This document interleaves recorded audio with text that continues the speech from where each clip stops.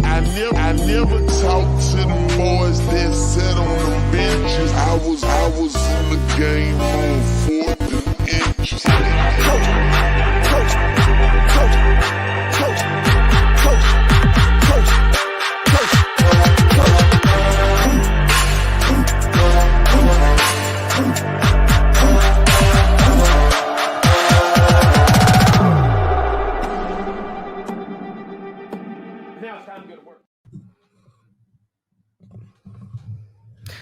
Thank God it's Friday.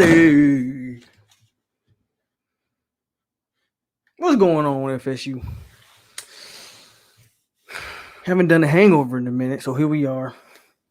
It's Friday night, and you decided to spend your Friday on 863 Seminole TV with your boy POLK, a.k.a. a.lo, a.k.a. the goddamn truth. There we go. And we are just going to kick it. Talk about what we've seen in fall so far. The fall camp, that is. And your boy Marv. Your boy Marv seems like he whiffed again. I'm going to give my thoughts on that entire recruitment.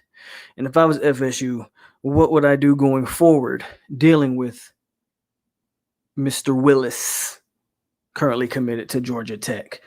But as always, hit the like button, subscribe to the channel, share that video. Let's put the word out that we are live on a Friday night. It's been my first hangover episode in a hot minute. Oh, by the way, we're still going to go live tomorrow night as well. So, yep, we're going Friday night, Saturday night. We're going to go live. We'll probably have Jerg on here with us here. Well, actually, let me send that link to him real quick.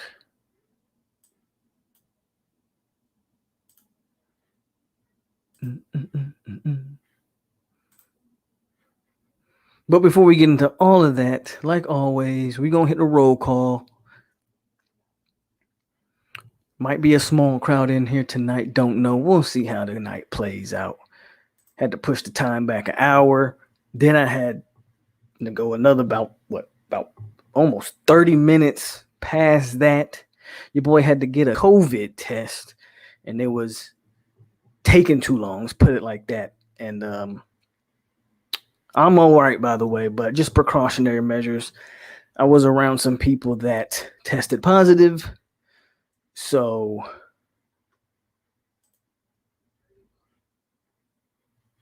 decided to get myself tested, of course, make sure we all good there. Where are you? There you are. So while I'm doing this, man, again, let people know we live. Hit the like button. And get in that chat room. By the way, before we do anything, Tay, my dog, Tay, my late Gibson alumni brother, my Polk County brother, my little brother's Pee Wee football coach, Tay Noel, is a member, a tribal chief at that, of the 863 tribe. And we growing day by day. Let's go. Clickety clank, clickety clank. The money goes into my piggy bank. All right. And now let's do this. Tyler heading in the building. Marv with another whiff. Absolutely. No squad said he can't make it. Vishal Patel in the building. Island Boy, Tay, Chad, Zoe, Robert, Brandon B, Florida State Love, and Chris Robinson. That's all we got in here so far. Brandon says, glad to hear everything's good. I tested positive on August 1st. It was horrible, man. I keep hearing the horror stories, bro. This new strain apparently is terrible. I keep hearing the horror stories, man. I don't have any symptoms or side effects. I don't have any symptoms or side effects. So, you know, I'm good. But of course, like I said, just precautionary measures. got everybody in the house tested. Since I was with some people, was with a group, like 3 people out of the group tested positive. So definitely had to get tested. But no, I'm good. I'm fine. I mean, granted, we'll see how these test results come back. Maybe I'm asymptomatic or something. I don't know. But not feeling sick. Right. So again, just precautionary measures on my part. Similar fire, water in the building. All right, let's get into it. Actually, I hit Jurg up, so we'll see if Jurg eventually joins the chat. But let's just start with, we'll get into fall camp here. I want to talk about Jaron Willis, this recruitment process, Coach Marv, and what is going on here, and just my opinions on it. First and foremost, if you hadn't heard, Jaron Willis at like the beginning of the week or so said Friday, today, big news. All of the FSU beat writers, every last one of them, from Newberg to Sonone, all of them said Willis with the flip. Friday, Willis is going to be announcing the flip from Georgia Tech to Florida State. This is a guy who dream school is apparently the Seminoles and all of this stuff. And so it was talked about and predicted that Friday he comes and he's going to flip. And Friday came. And not only did he not flip, he doubled down 100%, said he's shutting the recruitment down. He's 100%. What's up, Dan Squatch? He's 100% Georgia Tech Yellow Jacket. Now, congratulations to him. That's where he feels the most comfortable at, and that's where he feels like he's home.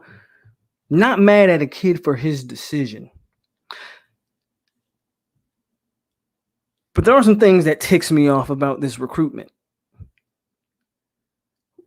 First and foremost, are we still going to defend Chris Marv? Coach Marv? Speaking of Coach Marv, I didn't do a video this week on my letters to the staff. One of the reasons was I was going to do a letter to every member of the staff, but some of the members of the staff, like Coach David Johnson, Coach Yak, and Coach Chris Thompson, some of those guys, man, are a little bit hard to do letters on. Like, there's not a lot of things to really talk about. So what I'm going to do instead is I'm going to focus on some of the hot spots in the coaching room. Yeah, expect the video on Chris Marv really, really soon. I don't know if we can keep defending what we have at that linebacker position, coaching wise. I don't know. He said he was 100% Dan Squad. Did he cancel his unofficial? I think he was supposed to be coming to the Notre Dame game, if I'm not wrong there. I believe, I don't know. I know he said he was 100% and was shutting his recruitment process down. Now, again, the first part of my anger is directed at the coach, that linebacker coach. Jordan Eubanks is the only guy this guy's recruited since he's been here. We have Omar Graham recruited, good prospect, but quite frankly, FSU needs honestly, I think they need to take 3. I guess if that second guy out other than Graham is like if you can get Basaint, but do we really have any faith that Marv is going to land Basaint at this point? Seriously, do we really have any faith that Marv is going to land Basaint? Because I don't have a lick of faith. Not one. How can you not? And this leads me into the second issue. This leads me into the second issue with this recruitment process. It's time for FSU to move on from him. Willis, I mean. Maybe Marv too, if we're being real, but we'll go in there. That's another conversation for another day, right? It's time for FSU to move on from recruiting Jaron Willis. And that might not be a popular opinion. It may be. I don't really know. But this is what I do know. On 3 separate occasions, he's used the Florida State name, the Florida State brand, and the Florida State logo to boost up his own recruiting process while teasing a commitment and 2 flips. 3 strikes, you're out. He came to I want to say it was the spring game, and then committed to Georgia Tech. Then he came back in June or July, whenever that was, recently, a few weeks ago, like July, I guess July or end of June, whatever it was. He comes back to the campus, says FSU gave him a ton to think about, and this is going to be a hard decision, but didn't pop on his visit.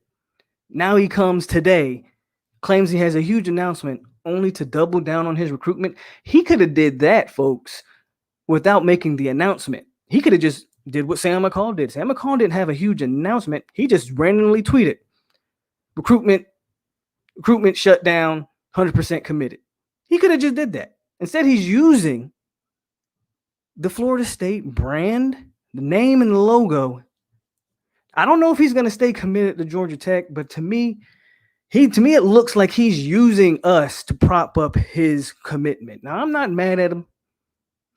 I'm not saying that the kid is doing the wrong thing in his recruitment process. What I am mad at is the staff. At this point, you cut bait with Willis because obviously he's not taking you seriously. You've had every chance to get this guy to flip, and all he's ever done is kind of slap you in the face every time you've brought him on campus, every time you've given him the opportunity. He obviously either doesn't want to be here or is looking for a bigger school to take him from Georgia Tech. I don't know. But the writing's on the wall there. I get people saying, man, he ain't signed on the dotted line. We can still recruit him. At a certain point as a staff, you have to hold yourself up to a standard. You can't let somebody play with the Florida State logo like that. You can't someone play with the brand like that. Because right now, that's what he's doing. He's playing with it. Oh, I'm a commit. Or he's teasing a flip only to double down on a commitment. Again, nothing wrong with that. But now as a staff, as an organization, you need to look at him and say, look, son, you've had 3 separate chances to commit to this football team. We obviously want you. You obviously don't want us. We're going to move on. If you have future interest, if you have interest in us in the future, by all means, give us a call because we still want you. But do not contact us unless you're serious. Because we're not playing these games with you anymore. That would be the honest discussion I'd have with the kid. They didn't have a problem telling Nico, like, if you take a visit, bro, you're out. They didn't have a problem with telling Nico that. And as soon as he took a visit, they pulled it. You need to do the same. I get that Willis is in a position of need and he's a damn good prospect. But at a certain point, you cannot allow people to play with your brand and your logo like the way that they are doing or that he is doing. I want him. I think he's a good prospect. But if he's playing games, FSU can focus those resources on other players that want to be here. And that's just the way, that's my take on the whole Willis situation. So with him, it's either one or two things. Or it could be a combination of both. He either is really dead set on being the DB, and Georgia Tech is the only school giving him that opportunity, or he just didn't vibe with Coach Marv. I believe it's a combination of the two. I do think he really wants to be a DB for whatever reason. Someone has gotten that in his head that's where he can have the most success. Fine, whatever. And I don't think he vibes with Marv, man. I don't think a lot of these linebackers are vibing with him. If it was me, man, I'd fire Marv right now. And I don't like saying that about too many guys. And I would give Randy Shannon that job. I said it before. I don't want to see Randy Shannon as our D coordinator, but I would take him as our linebacker coach in a minute. But let me see what you guys think in the comments. Mine King says 6 more months to recruit him. Did he say he was canceling the unofficial? Don't know. Yeah, he was going to unofficial to Notre Dame. Seems like all these FSU beat writers have the same source. It does seem like that, doesn't it? Because they all fell for it. Whoever was telling them that, I don't know. What's the latest on Martin? That's the only other guy they're really in on, if I'm not mistaken, as far as linebackers go. Marv got to go ASAP. Hey, Whit Fong he put in a crystal for Pritchett today. I did see that. And like I said before on this show, if Fong drops a crystal bomb for your boy, you can almost write it up. Take it to the bank. Take it to the bank. We need an upgrade from Marv. What up, Rose? Facts. Because at this point, Willis is just trolling. That's what it seems like to me. Who were the last great FSU backers? The last great, right? And I don't use the word great loosely. It was probably Telvin. Telvin's probably the last great FSU linebacker. Willis reminds me of Brandon Jennings last year, toying with FSU. Do you think he ends up at Georgia Tech? I do not. That's the crazy thing about it, Tyler. I'm with you. I don't think he ends up there. The way his recruitment is going, telling me he's only using Florida State as a way to prop himself up.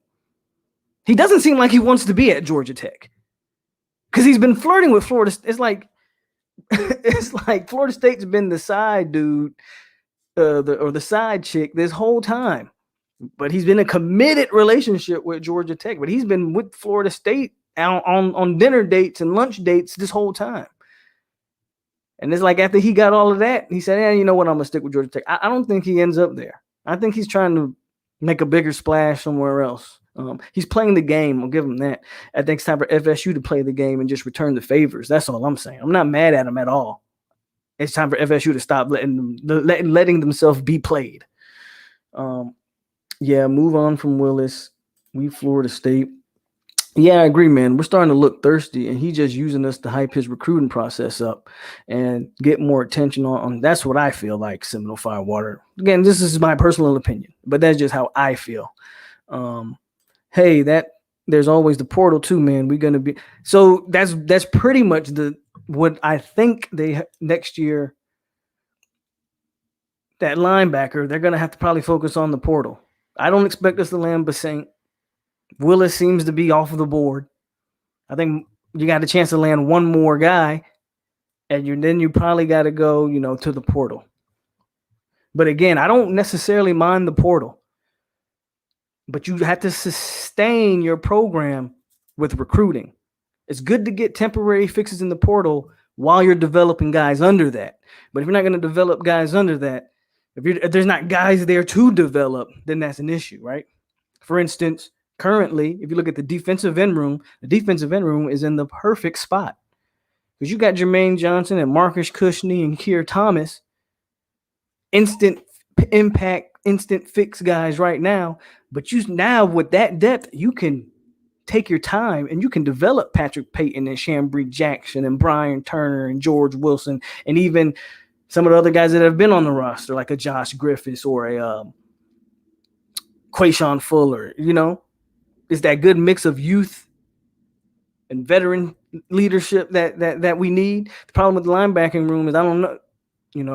Are you just going to keep trying to plug in holes in the portal? Because after this year, there's a chance you lose Gaynor. Emmett Rice is gone. I mean, and who knows? Dix is still young. Deloach is still young. And McCray's still young. So, I mean, that's 3 there, but you're going to lose 2. You might want to replace them. But we'll see. Oh, chat jumped. And yet we just gave Marv an extension. I don't understand that either. I don't understand the extension either. I don't know. Always seems like good news comes doing side head scratcher. Nigel wasn't bad. Right. Nigel Bradham wasn't bad at all, actually. But Telvin was more recent than Bradham. That's why I said the last great linebacker FSU probably had was Telvin. Bradham was before Telvin.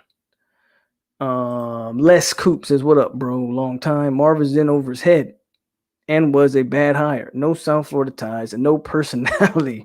No personality for sure. He does have a bit of a track record. I won't say he doesn't have a track record. If you go look at what some of the linebackers he had over there at Mississippi State. That's where he came from, right? Mississippi State. I think it was Sweat, that linebacker who they ended up getting drafted. He's more of an edge rusher, but I think he was a linebacker at Mississippi State. He had a little bit of a track record. I'll say that. I was one of the people that thought the initial hire of him was actually a good hire, but he hasn't shown that in his tenure so far. Eubanks looking like he was underrated to me. Dick still. We'll see what Eubanks does on the field, obviously. But if your lone recruitment or your lone commit is a guy in Eubanks who was ranked under 500, I know that for sure, or above 500, he was ranked like 6 something, maybe lower than that, but he was low down the totem pole as far as rankings go. Rankings don't mean everything, don't get me wrong, but I mean, hey, we'll see. Sophomore portal guys will work just as good as the high school kids to develop. Portal for linebacker and D tackle next year. Good to see Demore Tate out there.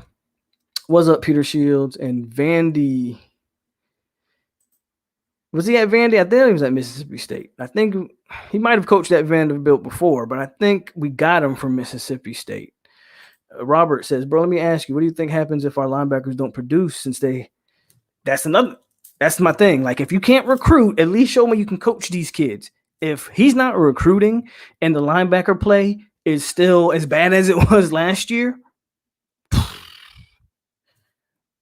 bruh, how can you justify that extension? With a guy like Randy Shannon, like, you brought Randy Shannon. I know why you brought Randy in. You brought him for the South Florida Connect and all of that. But that should have also been a message to some of those guys on the defensive staff. Like, if you don't get it done, we got a guy we're going to promote inside the ranks. But again, they gave him that extension. He's doing something they like. So I don't know. And maybe, maybe I'm blowing it out of proportion and maybe he'll pull some surprises. But we'll see. I'm surprised McCray and DeLoach haven't transferred. They may never. I'm hearing good things about DeLoach in the fall camp. McCray's still a head scratcher to me, is why they don't use him more. But I'm actually hearing a lot of good things about DeLoach. So we'll see what happens with that. We're going to get into some of the stuff from the fall camp here in the next minute or so. Marv coached a couple pros at Vandy. There you go. So, yeah. I mean, he had a decent track record, right? Marv had a decent track record, so I won't say he didn't have a track record. I do agree with the first things he said. No South Florida connection, and his personality does seem a little dry. It's okay. Everybody's different. But if you can't recruit, man, we'll see. What up, Gaddy? Tyler says, I'm excited to see what McClendon does. And Dan Squatch says, we still missing DLT. Yeah, DLT hasn't practiced in a couple days. I think it's more precautionary things. I don't think it's anything to worry about. I think it's more precautionary thing. You got to think, Milton didn't practice today. DLT didn't practice today. Keir Thomas didn't practice. Notice the guys I'm mentioning, you're talking guys that have been in college for 6 years. They really don't need a lot of practice. Milton, maybe more than the others. One, he hadn't played football in a couple years, and he's in a quarterback battle. But even Milton, I'm not too worried about. Again, these are guys who have played a lot of snaps, been in a lot of camps. It's better just to get those guys and make sure those guys are healthy. I'm excited to see what McClendon does. I hear a lot of good things from Fuller. I heard Quayshawn is stepping his game up. I'm excited to see all of those DNs, but I hear Quayshawn Fuller's doing this thing. DeLoach stepping up at fall camp. That's what I've heard too. What are your thoughts on the UNT practice session? What you mean? What them moving the practice session over there to where is it? They were in Jacksonville. Is that what you're talking about? What about Ronaldo Green? Haven't heard nothing about him. No. So I haven't heard too much about now. Ronaldo, I believe, was kind of recovering from an injury. But the safeties that they have mentioned, and we're going to talk about this. But the safeties they're mentioning is the Arkansas transfer and Travis J. Of course, they love them some Travis J. Milton didn't practice. There is no QB battle. There's a QB battle. Y'all know my opinions on the quarterback battle. But I am glad that I am hearing that Jordan Travis has improved to the point where some people really believe that this man can win the job. I don't think he's going to win the job. I kind of agree with you. I don't really think there's a battle, but the better Travis plays, the better that room becomes, the better that push Milton and vice versa. I think they're pushing each other. Sounds like to me the O line isn't better.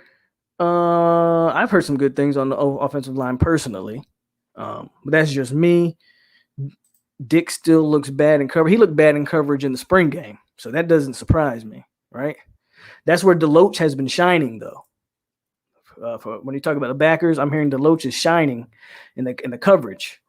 Yeah, my bad. Jacksonville, Texas got me kind of thrown off. I don't have a problem with them moving. I don't have a problem with them moving it. I think in the past they've gone to like IMG during camp and stuff, so I don't have a problem with it. I think with the pandemic, you could have kind of questioned it, but I'm assuming they handled it as adults and they made sure everything was sanitized. You know what I mean? Like they got with the staff over there, and they walked into a very sanitized, clean facility, right? So that's me. I don't have a problem with it. I actually kind of like it. I kind of like getting them out of the comfort zone of Doak and the practice facilities over there in Tallahassee and kind of going to some more, I don't want to say anything bad about those facilities that they're over, but they're less than what those kids are used to. Kind of get them, get you back to basics. You know what I mean? Isn't it way too early in training camp to be giving guys rest days outside of injury? So all the guys that they gave rest days are guys coming off of injury. So nobody, DLT, Milton, Keir Thomas, right? Keir Thomas didn't participate in spring. He's coming off injury. All those guys that they gave some workload management, what they're calling it, right? All those guys they gave rest days are guys who are coming off of injuries and still working their way through. So again, I would personally be worried about it, but I know everybody likes to take things and kind of make something of it. I wouldn't be. It's not like they're giving Ja'Shawn Corbin off days, right? They're giving guys who's still working their way through some injuries. Tomorrow is the scrimmage. Yes, it is. Jordan Travis doing well is good for next year. Agreed with Mike King. I think KZ shows up when the lights come on. Speaking of what Irv Gotti just mentioned, that was they kind of spoke to that in some of the other podcasts I listened to, so I'll share it. But apparently, right, that was the word on Milton when they got him from UCF. When the staff talked to the UCF staff and some of his prior coaches, the word was he didn't necessarily perform great in practice. He wasn't terrible in practice. It's not like he was ass in practice, but he was a drastically different quarterback when the lights came on than what he was in practice. I think I've spoken about that before, right? I'm still waiting on Milton to take the job like everyone said he would. I'm still Team Travis because of the O-line issues, and he's improved, seemed like. Yeah, he was great in the spring, apparently, and then we got into this in the scrimmage game, and I broke down where Travis was not that great in the spring, and Milton was by far the better quarterback. So, again, I have nothing against Travis. I know people think because I'm pro Milton that I'm against Travis. I'm not at all. Personally, frankly, I don't care who the quarterback is. I want the better player to start. I just personally believe the better player is Mackenzie Milton. Kevin Knowles got a dog hit him. Yep, they love them from Kevin Knowles. Are they going to show live coverage of? No. Nope. Don't even expect it. And I wouldn't expect them to. But no, you will not see any live coverage. And from what I heard, they're only letting the media cover like 30 minutes of the practice tomorrow. They're not even letting the media cover the live scrimmage tomorrow. So, no. I'm optimistic about Milton. Haven't seen anything good yet. Maybe this is a ploy from Norvell to make people wonder about him. I believe Milton will win the job, but I'm hearing JT has been practicing better, including practicing during spring. Kevin Knowles and Sidney Williams will be the stars of this year's DB group. Bam Moore, yeah. I've heard good things about Bam. That's Brandon Moore, if you guys don't know. I've heard good things about Moore. Miko, I think Miko is another one that got a rest day because of Ken. He's coming off injuries. But I've heard, remember the last episode, actually, I did my own depth chart. Yeah, if I did that DB depth chart over again, it would be drastically different. As a matter of fact, Brownlee, Green, Dent, those guys will not start this year. I'm almost convinced of it. As a matter of fact, let's talk about that right now. Let's talk about that. I'll finish the comments and then I'm going to talk about what I think this DB room and where I think they should use certain guys. Milton better show up when the lights are on. He hasn't looked great to me so far. Irv Gotti, that's when it matters. Who else is FSU flipping? What's up, T2Y? Yo, Polk, any news on Corey Wren? Nope, same stuff y'all keep asking about Corey. I haven't heard anything. Norville Central is in the building. Maybe he has. Ja'Kai Douglas, though, has been shining from what I've heard. Ja'Kai Douglas has been doing a damn good job in this fall camp. Practices, we're talking about practice. I've talked about practice before. You know, does the team look small to you? Man, that's become like this very. People have been obsessed with the size of people to the point where it's actually getting kind of weird. That grown men, and obviously, you know, Priscilla, you're not a grown man, but I'm just saying, grown men seem to be obsessed with the size of some of these kids. I could go back and forth with different clips from different practices, and I'm not even talking Florida State, of some of the trolls of the other less important teams out there, right? And show you clips of skinny kids and try to match them up with clips of bigger kids. Like it's getting kind of weird. No, the team does not look small to me. I'm not going to say the team looks huge either. They look about average size. There's certain positions that maybe they are smaller at. But I just saw a picture yesterday of Lovett and Dennis Briggs standing side by side. And they both look like the size of refrigerators. Like, you feel me? Like, I can go down the list. No. To answer, I said all of that to say, no, the team doesn't look small to me. They are developing. But no, they don't look small to me. I don't know about you guys, but I want my starting QB to get as much reps as he can, especially if he has no familiarity with the playbook. Fair enough. We talking about practice. I just think a kid that's played 6 years of college football in a similar offense at UCF, you know, I'm not too worried about knowing the playbook. You'd have a point if this guy had played 1 or 2 years or was a freshman.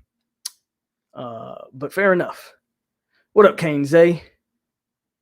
What up, Pharrell? Practice is important. These guys aren't pros where they can just turn it on. Some of them are, some of them can't. Some people are just gamers. You know, again, we talked about this before. Practice is important. Definitely it's important. I'm not here to tell you it's not. I'm also not here to pretend like some kids don't practice bad and play well, and some kids practice like, you know, they're champions and then get on the field and you can't find them when the lights come on. Like, it's a double-edged sword, right? We've seen it. I always bring up Jameis because the narrative on Jameis was he was not a great practice player. But on Saturdays, you couldn't tell that, right? I always bring that up. And I'm not saying Milton is Jameis, but there's guys like that. I saw Gant overrunning tackles the other day still. That's Brandon Gant. Akeem Dent is a ghost. I'm not going to call him bust just yet. Polk, the better player in 2021 is Jordan Travis. I'm sorry. Okay, that's fine. Again, y'all said the same thing during the spring. The same things that was being said during the spring was that Travis was great during practice. Oh, he was accurate. He was hitting passes. He was the man in practice. And when it came time for the lights to come on and the cameras came on, and we watched those two quarterbacks manage the same exact players on offense, one guy was drastically better at throwing the football, while the other guy was overthrowing balls like we have been seeing. I'm not against Jordan Travis. There's just nothing I've seen from him yet that makes me go, Jordan Travis is the leader. Control practices, it's all good.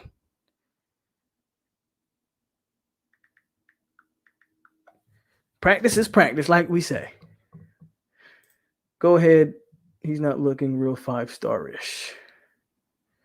How can anyone here say how good Milton has looked? We've seen a collection of maybe 20 seconds. None of them have even, at the end of the day, only thing we all know is what they show us. I think people are kind of just overblowing some things personally, because from what I've heard is Milton has been fine in practice. Jordan Travis has just been better maybe than what they saw last year. That's just what I've heard. Again, I'm not against Jordan Travis becoming a starter, though, by all means. If he wins it, he wins it. If he wins it, that's because he earned it. But if he goes out there against Notre Dame and we see the same junk we saw last year, I mean, I don't know. I don't know. Corey Wren has not been consistent. He is still getting adjusted to the collegiate game. At return man, they are looking at guys such as Corbin, Helton, and Pookie. It's weird, man. They get a hard on about player size. It's very weird. I don't get it. In all my years watching college football, this is the only year I can ever recall a bunch of grown men watching kids' bodies. I've never seen it before. It's weird. It's a bad troll tactic. I'll say that. It's very weird. We look small compared to Bama, Ohio State. I mean, well, damn. We don't. Yeah, fine. That's fair. If you want to say we look small compared to those teams, I wouldn't necessarily disagree with that. But they're pretty much similar to the mid-level ACC Big 12 teams I see play. There you go. So what does that mean? That means they're average size. They're adequate average size, like I said. Fair take from Seminole Firewater. So disappointed in Dent.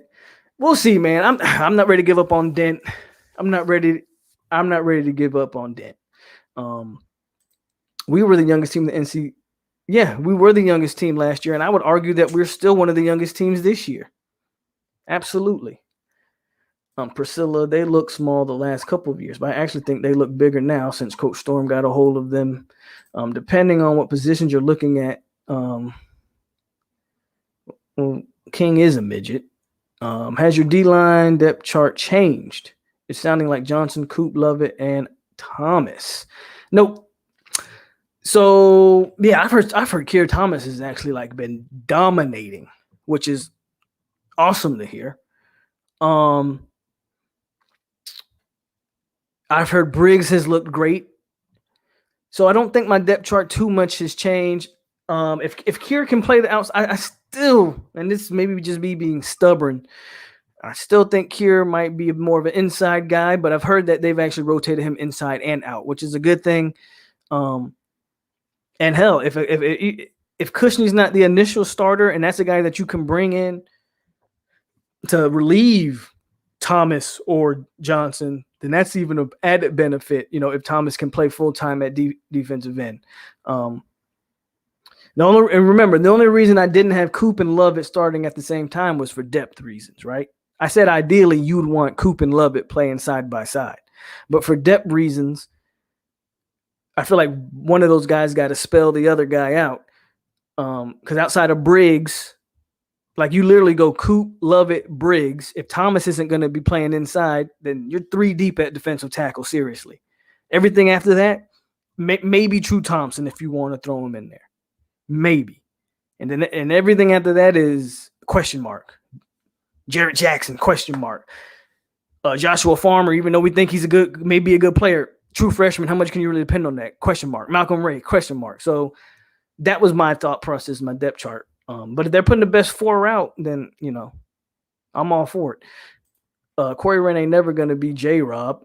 But if Washington show up week 1 looking 260, 270, again, I'm listening. Man. They say he's up to 280 something. We'll see. Youngest team in the NCAA, they will be smaller, but they are lean and muscular, so the base is there. They all have the frame to build. There you go.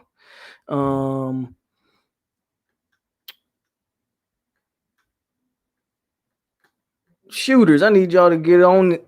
Y'all. I see the messages. I need my shooters. Y'all might have deleted. Somebody might have got them already. It's showing up here on my StreamYard. Hold on, let me check. Okay, yeah. Somebody got him. Hold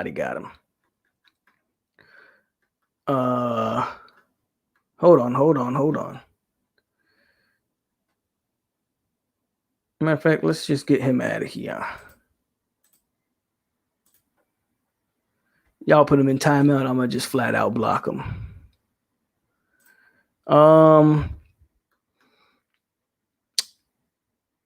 Okay, let's talk about the DBs because I can go over these comments. We can keep doing these comments. Let's talk about these DBs real quick.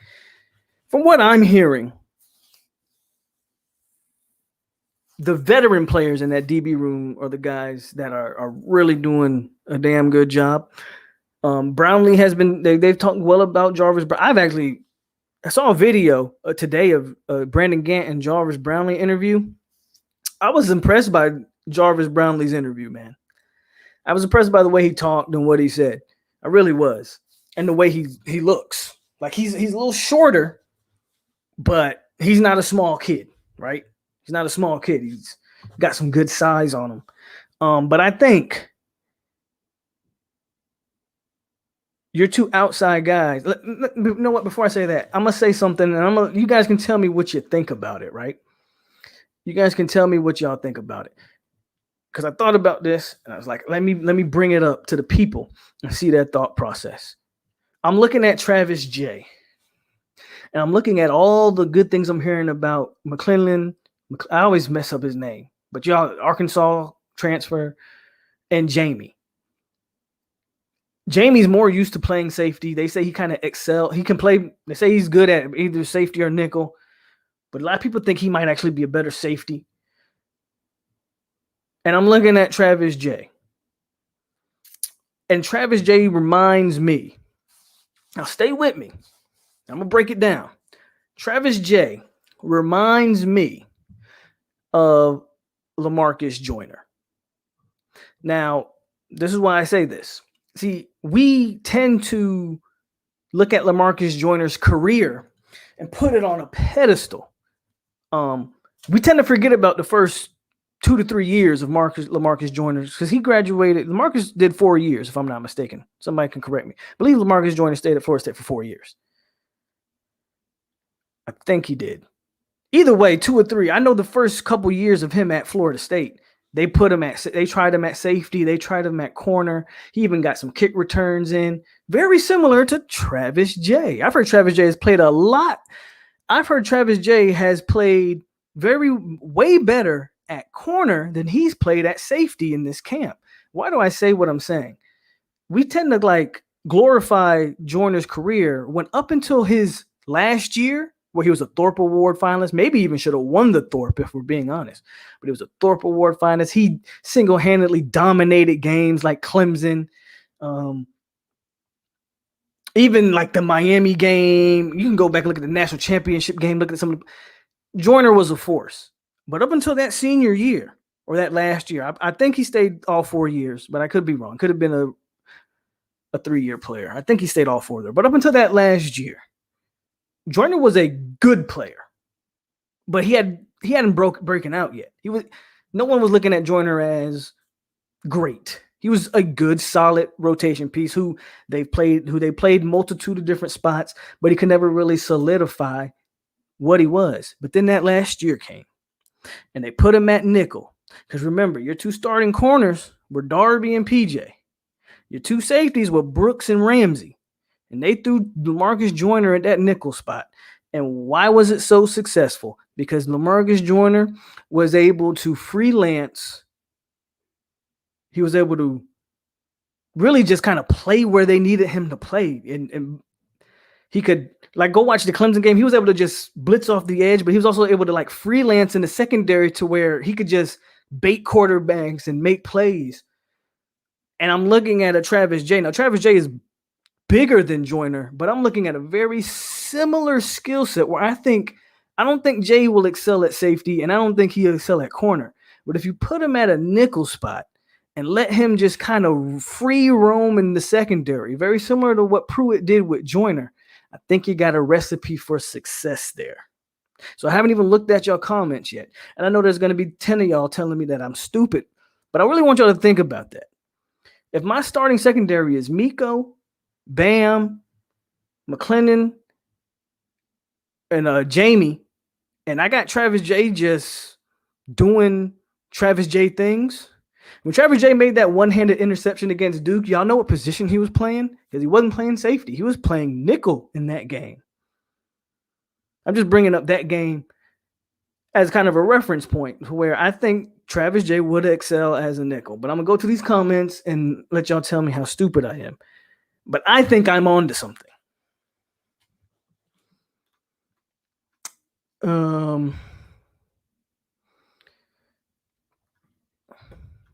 All right, here we go. Brownlee's my guy. Brownlee been that dude. As long as we're not playing musical chairs back there. LaMarcus Joyner. Terrence says, I always felt Jay should have been a corner. What's going on, Giuseppe? Myron says Joyner stayed all 4 years. That's what I thought. If Travis J is Joyner, our defense just solidified 3 wins without the help of an offense. Y'all are kind of taking it a little bit too far, though. But what I'm saying is, again, like Myron said, Joyner was there for 4 years. Outside of his final year at Florida State, can anybody tell me what Joyner did the first 3? They moved him around a lot. I don't think they really knew how to use him. And then Pruitt got there and found a perfect spot for him. And he was a Thorpe finalist. Again, arguably should have won it. You can have that argument if you want. That's kind of where I see with Travis J. Now, by the time they made that move, Joyner was a more seasoned football player than Travis J, which is, But I think Jay could do some of the same things. Joyner had 4 picks his sophomore year. I mean, this would be Jay's sophomore year, so we'll see what happens there. Jay's talent is off the charts. His ability off the charts. But until he makes up his mind to be great, he's going to be the most talented dude on a bad team. Put Jay at sub linebacker initial role. I like that. I like the mix-up, but McClendon out and Sidney Williams in, mark it down. Okay. I've heard McClendon's been one of the best safeties in fall camp, but I'm not against it, right? I'm not against it. I've heard good things about Sidney too. I feel like the defense has potential to be dominant if Adam Fuller don't mess it up. I know Joyner would hit sticky. Joyner definitely was a hitter. Is Jay physical enough though? I mean, they got him playing buck safety, which is your strong safety. So, I don't know. So I don't think Travis J is the hitter that LaMarcus Joyner was, obviously. I mean, LaMarcus Joyner was short, but he was built like a damn, he was short but stocky. Jay's a little longer, but I just think skill for skills are similar, right? I don't know. Jay's probably not as physical as Joyner, right? I won't say that. Corner first year, backup Greg Reed. Free safety 2 years, then nickel final year. There you go. They moved him around a lot. I do like Jay in that nickel, though. My thoughts are it should be based on the matchup. Man, I agree about switching Jay and Jamie. Okay. Whatever happened to Tyler Hunter? Remember Tyler Hunter got hurt? Like, he was really good in like his freshman year. Got hurt and never was quite the same player. Did anybody watch the Field of Dreams game last night? I did not. Just added it up. Joyner had 124 tackles, 6 picks, and a sack in his first 3 years. Went off his senior year for sure, but he was, again, I said he was a good player for the Seminoles in those first few years. Absolutely. I'm not saying Joyner was trash and then all of a sudden they moved to the nickel and he was a good player. I think we all know he was a good player. And if you look at that, I guess I never judge a DB off of stats, right? When I'm evaluating a defensive back, I don't really judge him off of stats. And that includes interceptions. Like, interceptions could just mean you were targeted a lot. A la McFadden. And you see how he turned out. What I would go by is those first 3 years we talk of Joyner, I can probably remember a hit or two Like, I think he had a hit against Duke, but it was called targeting. And I think that was in his first 3 years. I think that might have been his junior year. I guess what I'm saying is, in those first 3 years where you added up all the statistics, do you recall any impact plays? Now, also take into account those first 3 years, the defensive line that guy was playing with. He was playing with White Chocolate, Bjorn Warner, and Tank Carradine off the edge. You know, like, he was playing in the same secondary as Xavier Rhodes. You feel me? Like, so he played along some talented players. I don't know, and maybe that's why you can't think of the huge impact he might have had those first 3 years. But we definitely always remember that fourth year at Florida State, because that was the year where he completely not only shined, but him and Telvin Smith were like the co-leaders of the defense. I just think Jay could play a similar role. I'm not saying he's LaMarcus Joyner. I'm saying I see similar talents there. You're supposed to be a Yankees fan.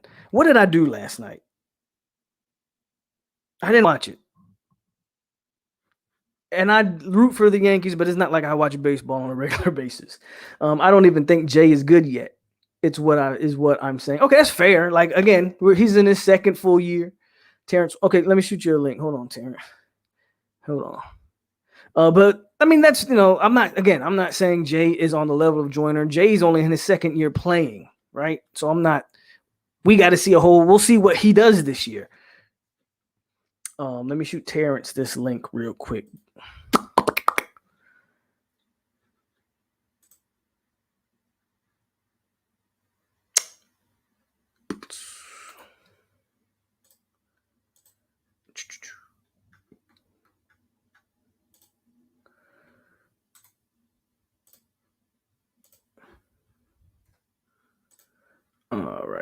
All right. Any news on Hamza and Marvin? I've heard Hamza's been. I haven't really followed him, to be quite honest with you. I haven't heard anything about Marvin. The last I heard with Hamza is that he was actually playing pretty decently over there in Jets training camp. But I haven't really been following. I've been following more Asante Samuel, and he's looking like that dude. Again, I'm gonna be a Chargers fan this year, but that's just me. Jay reminds me a lot of our running back in college. When you're the most talented dude, it's tough, low key. I'm high on Jay. He's got the ability to impact games. Let me bring you in here, Terrence. Hold on. There he is. What's up, bro? Good evening. Yeah, man. Real quick to hop in on Hamza. I've been hearing he's running with the ones at linebacker. That's dope. So I've been hearing he's gonna make the switch to linebacker, man. I wish he would have stayed for that final year, but I don't blame him for going. You got to make that money. Yep. I haven't heard much about Marvin at all. I don't know about you. Me either. I haven't heard nothing on Marvin. And Asante's been doing his thing over there in LA. Oh man, I saw him matched up against what's his Keenan name? Allen. Keenan Allen. He locked him up. Him and Derwin is gonna be a little nasty combo back there, man. Having him at the nickel.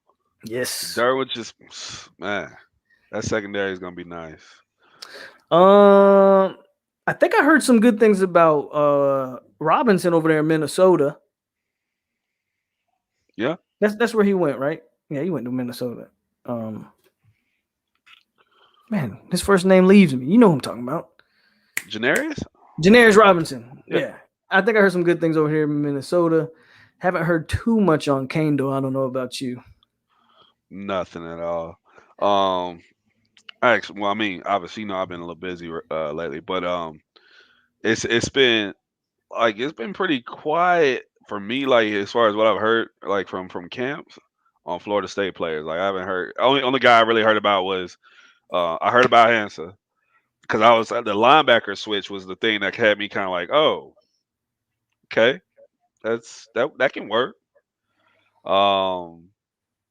And then Samuel, that's Asante out there doing his thing, man. I'm really excited to see that secondary, man.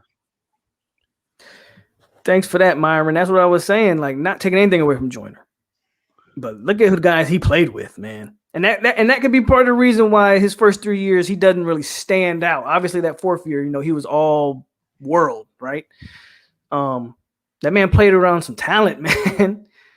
Man, do I miss those defenses. I'm like you. I miss those defenses, man. Look at that talent. We had that defense?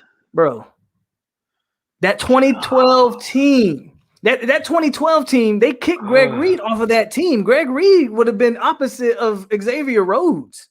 With Darby and PJ sitting behind him. Oh, man. Bro. With Darby, PJ, and Joyner sitting behind him. That 2012 team. I say this all the time. If Jameis plays as a true freshman, we win a natty the 2012. I don't care what anybody says. If they don't redshirt Jameis, we win the natty. That 2012 team was arguably more talented than the 2013 team. And you can argue with me on that all day. But look at the names on that.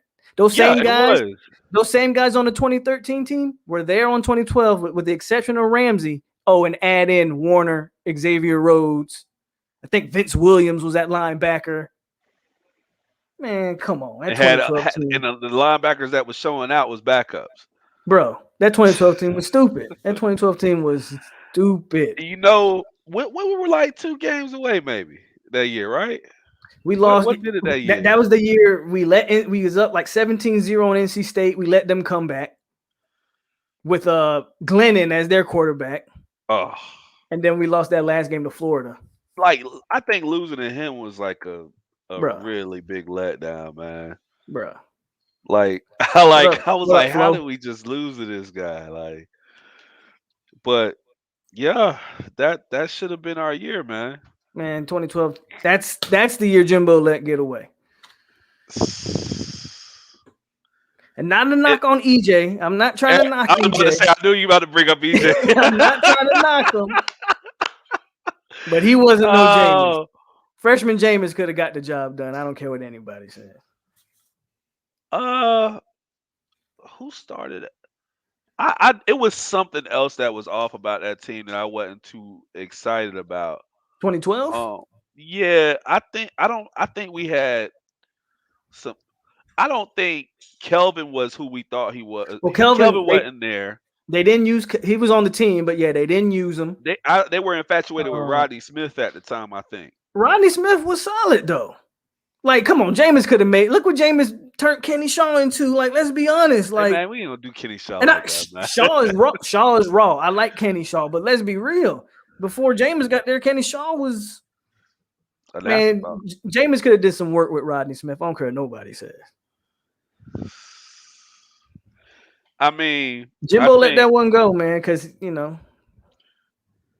I mean, you want to blame EJ, and that's fine. I get it. Because I'm not blaming EJ. Because I blame him. I think it's a couple games. But let's be real though. For in 2011. I mean, it wasn't 2011, was it? That NC State game. I mean, EJ couldn't score no points. We was up. It was the whole second half. He just I don't know who he was. Like, did we ever see a game Jameis couldn't score no points? Even that next year where he threw all them interceptions and he was still putting up crazy points. That Oregon game. Yeah, that whole team, the team as a whole kind of fumbled. Hey, you know who I blame away. for the Oregon game? I don't even blame Dalvin. I blame Dalvin. I blame Dalvin for that game. If Dalvin ever, all the games Dalvin Cook ever won us, he lost us that game. And the only excuse you can give Dalvin is he was a true freshman in that game. He was, but still, man, like. Yeah, did they have Patrick Robinson in 2012? Or he might. No, I don't think. I think Robinson left by then. I think he was with the Saints by. But I think Robinson did play some with Xavier Rhodes though. Yeah, he played opposite Xavier before. Yeah. What up? Joyner is a football player. Period. He found a way to contribute at cornerback safety. I'm not disagreeing with you, Philly. I think LaMarcus Joyner was on the level of what they had Honey Badger as back then, and wasn't getting the hype. That's fair. I don't disagree. Like, I'm not saying that Jay is Joyner. I'm saying I see similar skill set. That's all I'm saying. I see a similar skill set. I hope so. The 2012 team should have won a title. I'll keep saying it. That's damn near an all-time FSU. I mean, a 2012 team is vastly underrated because it lost to an NC State team that had no business losing to, and the Gators put it on us in that last game. They could have come very close. They put it on EJ. They put on EJ. They whooped EJ's ass that last game. I didn't understand that either, man. But talent-wise, that 2012 team was legit. 100% agree. My God, that was a damn good defense. I still haven't forgave EJ for ruining that 2012 You know team. what? I had to think about it. You said they whooped they put it on us. I had to go back and look at that game. It was a good game. Like, it was a back and forth type of game. They just they dropped 24 on us in the fourth quarter. Yeah. And they was beating EJ up. Crazy. NC State game, worst loss I've ever watched. We put Buddy in the NFL. Glennon is only in the NFL because of that game. That's the only reason why I think he's actually still in the league as a backup. EJ was what he was. Hey, Terrence loves some EJ. I like EJ too, but I just call it like I see it. He was no Jameis Winston. EJ stood in his own way. They own your boy EJ, man. EJ literally he thought too much. My problem with EJ is he couldn't throw. EJ didn't throw you open. You had to be wide open. That was my problem with EJ. EJ couldn't throw you open. You had to be wide open. But then he didn't even trust his arm. Right. That's part of it. That's what I'm saying. Because he didn't trust his arm. He wasn't throwing to you if you wasn't wide open. But when he did make the throws, it was like, oh, hey. Everybody knows where's great that great quarterbacks, they throw their receivers open. Would you take prime EJ or KZ now? Prime EJ. I would take prime EJ because I don't know what KZ is right now. Now, if you ask me would I take UCF KZ or prime Manuel, I probably would take UCF Milton. I mean, look at it. EJ couldn't beat out Ponder. I mean, now I got my own thoughts about that. EJ had all the measurables and all of that, but I mean, come on, we kind of saw what he was. He was not a playmaker. Hey, the fact that Jimbo made Christian Ponder a first round pick is still crazy, beyond me, bro. That's like crazy. I don't know how that's what we saw and what we saw as fans of Florida State. I remember him getting picked, and I just bust out laughing, bro. I was okay. Well, hey. That UF team was actually talented that year, so I agree with you. As a matter of fact, that same UF team I think lost to Louisville in the bowl game where Bridgewater put it on them. Hell, they got Bridgewater drafted, if we're being real. But no, I agree with you. That UF loss, while it was bad, that NC State loss was heartbreaking. Like EJ way better than Milton. EJ was a duck. Speaking of rebuild, I still feel bad for Brandon Jenkins' foot injury. Dude was going to have a highlight. Yeah, but it was that injury that I think led to Warner, or was it Warner getting the start? Or Tank, yeah. Tank started. It was that injury. It was Jenkins and Warner, and they were showing out, man. Good point. That injury led to Tank getting his shine. And we had like the two best defensive ends in the country that year. Yeah. I think I was doing a sack count for Bjorn Werner that year. I had a sack count. That's true. That's true, Seminole. He said that Oregon game was Dalvin's worst game of his career, and then after that, he carried the entire program. Yeah, absolutely. He saved us. He kept us relevant for the next 2 years. 2 years, he carried us. Absolutely. Oh, man. The NC State game, Jimbo kicked all those field goals, but was scared to kick a field goal to win the game. Classic scared slave Jimbo. I'm not going to touch that. Nick Moody lives in South Florida now, and years ago told a group of us Jimbo was the reason for the NC State loss. But I think he was covering for EJ. I mean, Jimbo takes some blame for that loss, too. Don't get me wrong. Jimbo takes some blame for that. You got to score some points in the second half, which we didn't do. And that's what happened in the Florida game too. We didn't put up enough points in the second half. They dropped like 30 in the second half. We scored 1 touchdown. Nick Moody, damn near the hardest hitter to ever put on Garden and Gold. Bradham could hit. I'm telling you a guy who could hit, who y'all might not remember this guy's name. Mr. Alexander used to lay the wood. That dude used to come with it. I don't know if y'all remember him or not. Mr. The dude's name was Mr. and he used to hit. Yeah. I hated how EJ ran with the ball. I was at that Georgia Tech game where he fumbled the ball on the goal line. That was a tough loss. How was EJ the 12th pick? That was a bad year for quarterbacks that year. I think Gino went. What did Gino? Gino went before him. Gino went. Yeah. No. Gino fell to the bottom half of the draft. Bottom half of the first. Yeah, he was in the 20s. Was that the Jake Locker draft? No, Jake Locker. I think that was with Christian Ponder. That wasn't a good quarterback. Gino definitely fell like to the Jets because I think the Jets might have even traded up to get him. So he went. Where did he go? Yeah. Well, no, he went in round 2.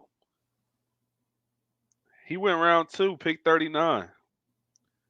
Gino? Yeah. I could have sworn Gino was a first round pick. I thought so too, but apparently I think he fell out of the first round. That was the big deal. So was EJ the first quarterback off the board? No. Who was the first quarterback off the board that year? I wasn't even looking at that part. I just went straight to Gino. But the first quarterback, that was the offensive tackle draft. I think with Eric Fisher them. Okay. But the first QB off the board was,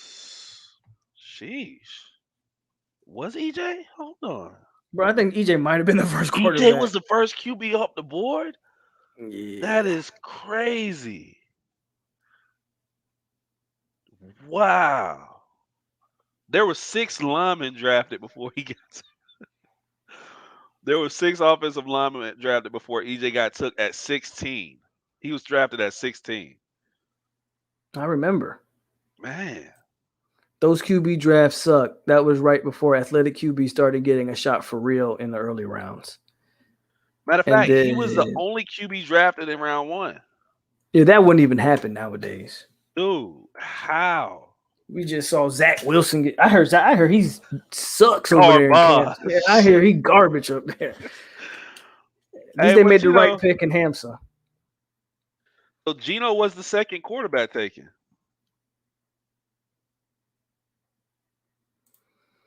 It's interesting. I do love Mr. Best recruiting story ever. Wanted to go to Florida State out of Texas because his dad was an FSU fan and got a scholarly at the very last minute. I also played a few years. And Mr. Alexander, man, I remember he used to hit. Just for information purposes, it was only 3 quarterbacks taken in the first 3 rounds. In that draft. Glennon, Gino, and EJ. Damn. I can't ever see that happening. And the Glennon is the only one left in the NFL. EJ working for ACC Network? Yeah, EJ working for ACC Network. I don't even know what Gino got going on. Oh, he's still in there. He with the Seahawks. He backing up in the Seahawks. Oh, he's still a backup in. Okay, I don't know. I didn't know. I think he still backs up for the Seahawks, or something. He was there last year, I think. Hey, he can. What Jergen usually say? He know how to watch film. Yeah, he good at watching the film. He can tell you what they did on the film. What you drinking on, man? Don Julio. Okay. I haven't had a drink in a couple weeks, so taking it easy. Okay. But yeah, what else? What you been hearing from the fall, or you got anything you want to talk about? I mean, I thought it was interesting that they did that practice at UNF. And then watching it, I was just like, I don't know how this is actually helping them. I get back to the basics thing, but you paid all that money for those facilities for a reason, you know. And then like you got these kids out there on a bad field, to be honest.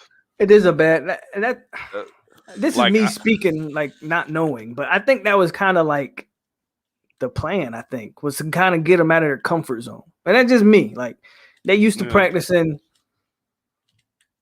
on some, top quality facilities or way better facilities than what they're practicing in right now. I think it was just kind of like, I don't know. I don't have a problem with it, and I think it's also a way to get out in that area. Get some. I'm pretty sure there were some high school coaches around watching practices. Honestly, that's probably the main thing they were trying to do, build those relationships in the area. Yeah, I mean, it doesn't hurt in that sense, but I'm glad they got out there without any injuries.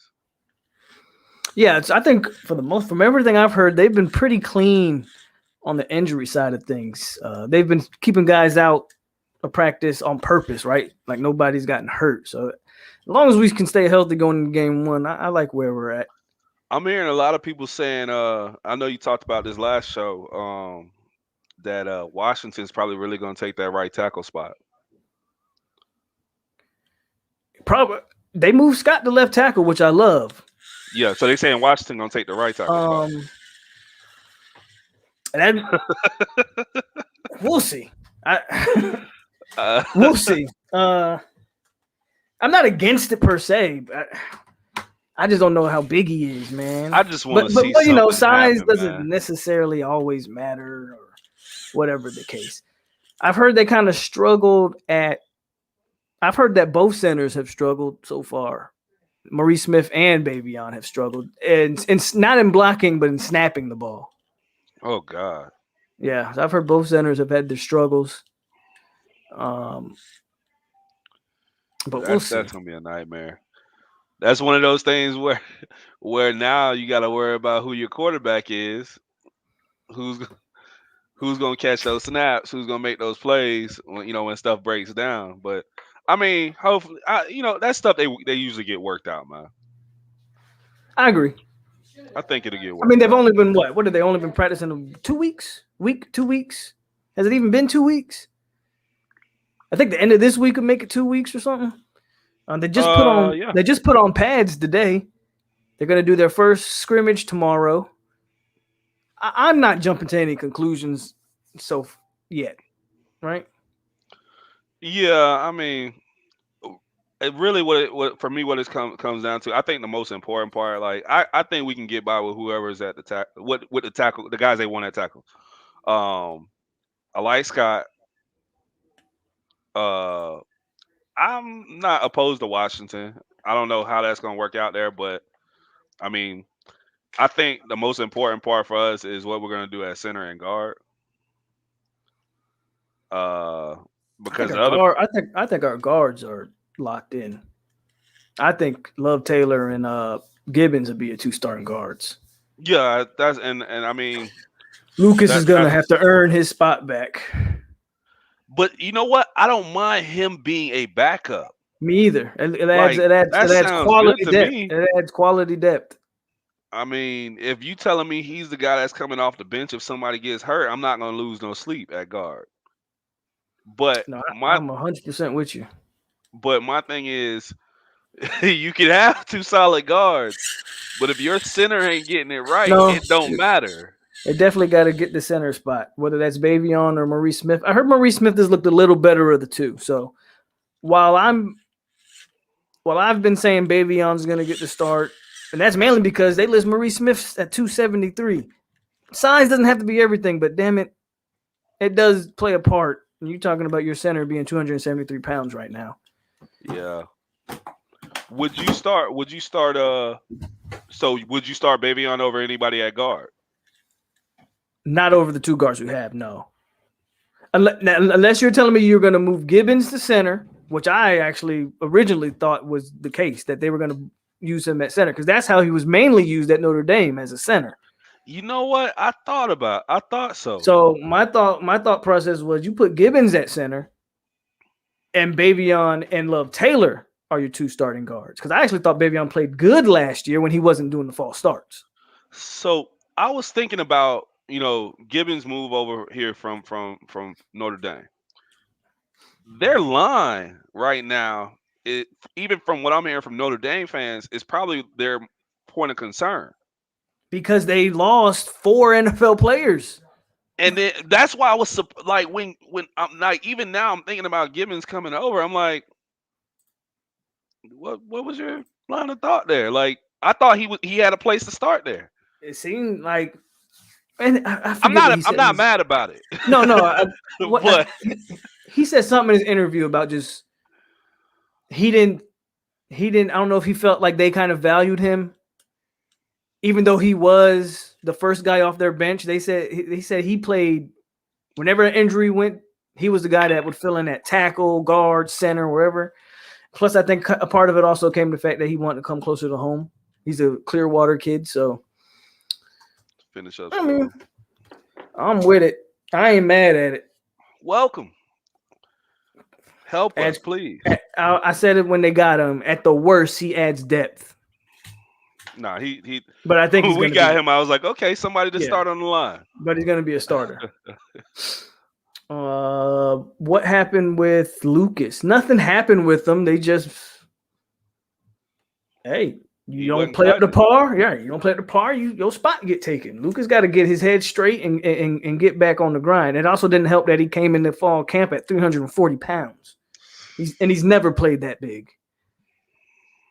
So I like the message. I like the message Atkins is sending. It's technically his sophomore year, but he's been a 3-year guy. Because last year last year didn't count. Yeah. Last year doesn't count. So a lot of these kids, like Travis J, is still technically a freshman, though he's been at Florida State for 3 years. Because he redshirted his first year last. Yeah, so a lot of these guys, man, still freshmen, sophomores technically. Hey, man, stay as long as they like. Let's figure it out. I think they should have kept DLT at tackle personally because he is a better option than Washington. I think they really like him at guard. But we'll see what Washington does at right tackle, man. I'm not completely high on it, but they seem to like. Are we really going to go that small at offensive line, though? Him and Smith? And that's why I've been saying this whole offseason that I don't see it. I don't think they're going to go that small on offensive line. I mean, how big is Baby? Baby he lost some weight. I think he's down to like 313. I'd have to go check, but I think he's down to they say he's transformed his body. Interesting. So he's at like 313. Love Taylor's at like 315. Robert Scott's up to like 315-ish or something like that. Gibbons is like 330. Yeah. And then you got Maurice Smith at 273 and Darius Washington at 280. It just seems to me like you would develop those guys and Well, it also depends on how they want to run this offense, man. Center size doesn't matter. He has his. I mean, these guys aren't Jeff Saturday though, man. Yeah, I'm about to say that's a fair take, but I mean, you just mentioned Jeff Saturday. Jeff's Hall of Fame center, like. And with who we're going to be facing off, like when we play teams like UM who have that type of like beef up front on the defensive line, you're not going to get away with that.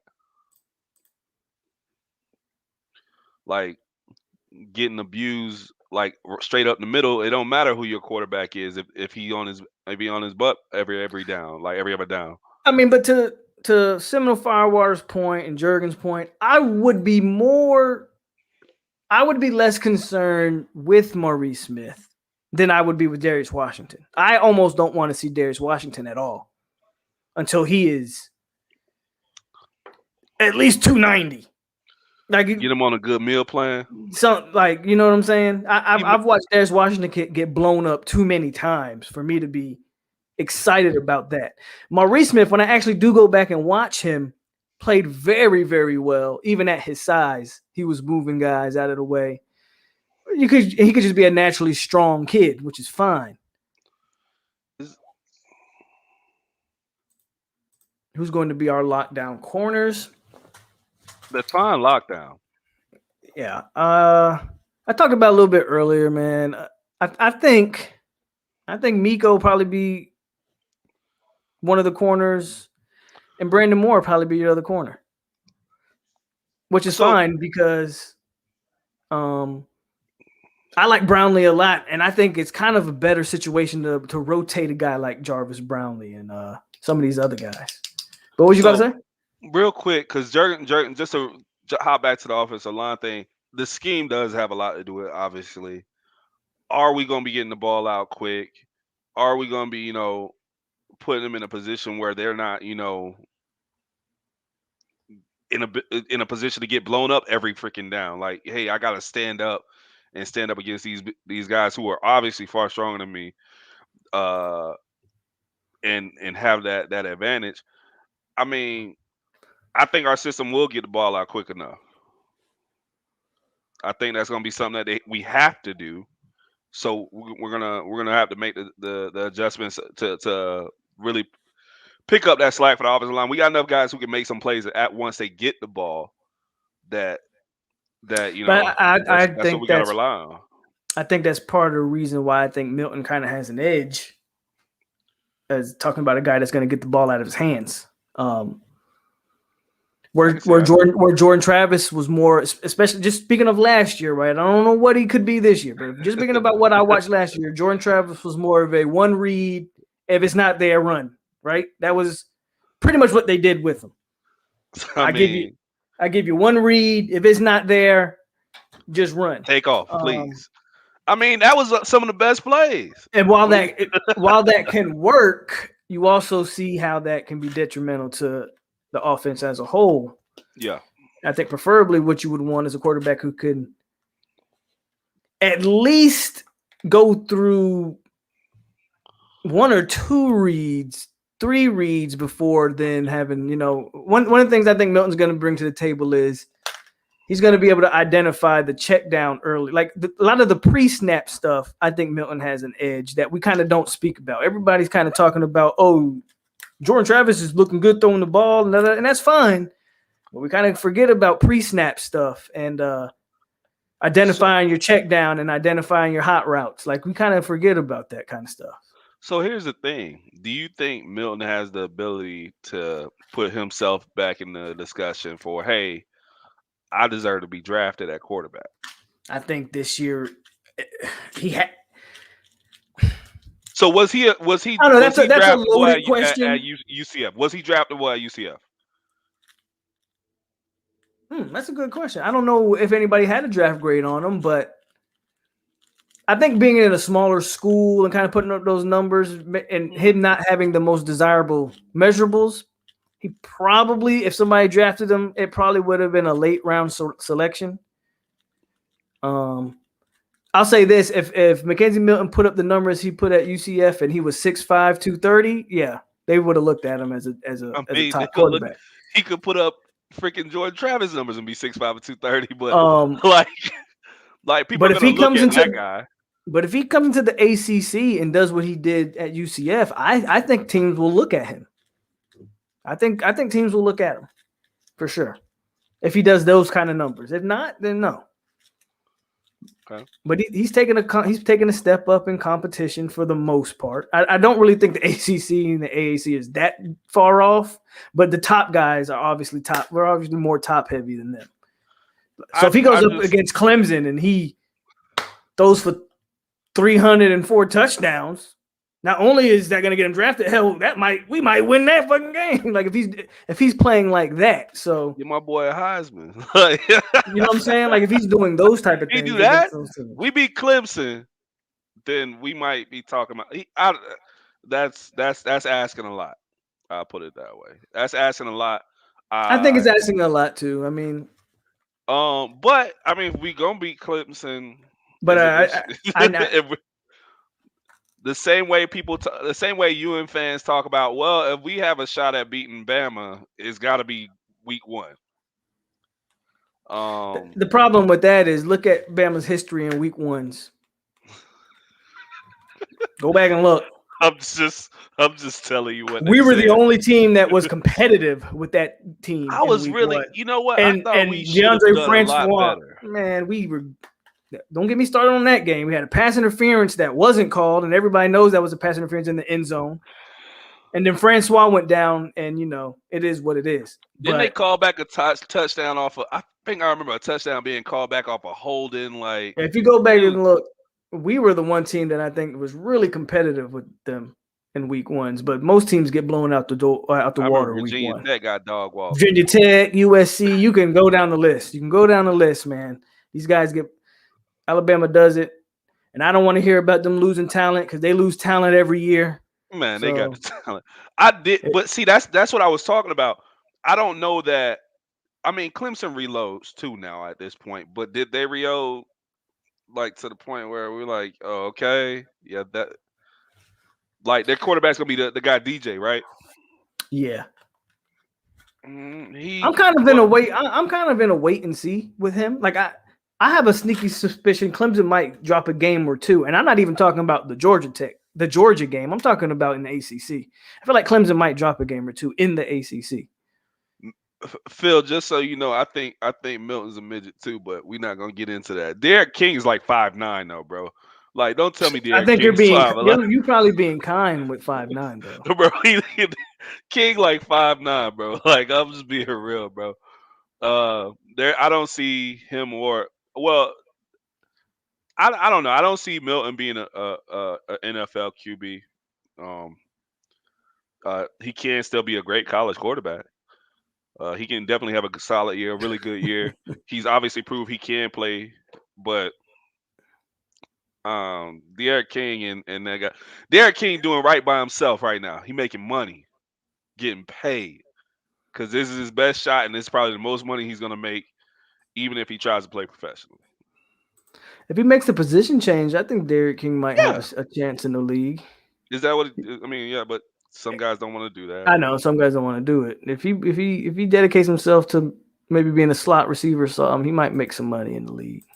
If he thinks he's going to be a quarterback in the NFL, he's sorely mistaken. Sorely mistaken. He can get some Braxton Miller ups in. You say you can get Braxton. I mean, even Braxton Miller was like 6'2", 220 or something like that, though. Like he was built like a running back, right? Braxton Miller. What happened to him? I don't know. I remember he got drafted. He got drafted. He balled out for a little bit for the Texans. But I don't know. He had a good few games, and then that was pretty much it. He was playing. So y'all got Derek King going in rounds 4 through 7 somewhere. Don't see it at all. Who said that? Phil. There's some Canes fans. Oh, Phil the K. I'm assuming, or I don't know about Maya King and Brandon B, but he said he's 5'7". You saying King is 5'7"? But yeah, just a couple guys say they think he can make it in those rounds. Then I think Kaya got drafted. I'm not too sure though. I think Stephen Moore's got drafted. These guys were late round picks, but Stephen Morris went to the Colts. These guys did get drafted. Yeah, but they were also 6'2", 6'3" plus. Like, yeah, I know. I mean, I still don't understand how Christian Ponder got drafted in the first round. Jimbo sold a lot of wolf tickets. With that man, he made them boys look good. And Ponder did not. Ponder had a noodle arm. Well, he's very accurate quarterback. He had that Chad Pennington arm, bro. But he had a noodle arm, bro. He had the arm like, remember Chad Pennington? Yeah, I remember Pennington. Couldn't throw a 10-yard out. Played decent with the Jets, though. He still couldn't throw a 10-yard out. But I would argue that the far sideline. Curtis Martin and Lavernius Coles carried Pennington. Yeah. It was nice to have those guys carrying him like that. Braxton Miller is a free agent. Probably haven't played in 2 years. Ponder sucked. Ponder beat Miami, though. Phil, you really think this guy is 5'11"? You really think, you look at Derek King and you see him as 5'11"? Phil know better. Phil, I got Phil on my Twitter. Phil is him and T2Y. They are obsessed. Like they claim they love the Hurricanes, but they are obsessed with Florida State. Every time something happens with Florida State, they be the first ones to tweet about it, talk about it, make a video about it. You notice I ain't never made one video talking about the Hurricanes. It's because we live rent free inside They are obsessed with us. So when Phil and T2Y come in here, I just let them talk because I know deep down his name should be Phil the Knoll and her and the Seminole T2Y. So I know these things.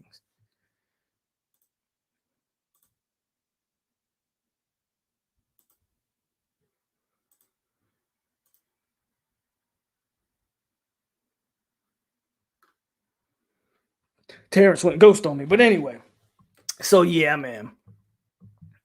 Ponder, you know, again, no one's saying Ponder was good. He definitely wasn't that good.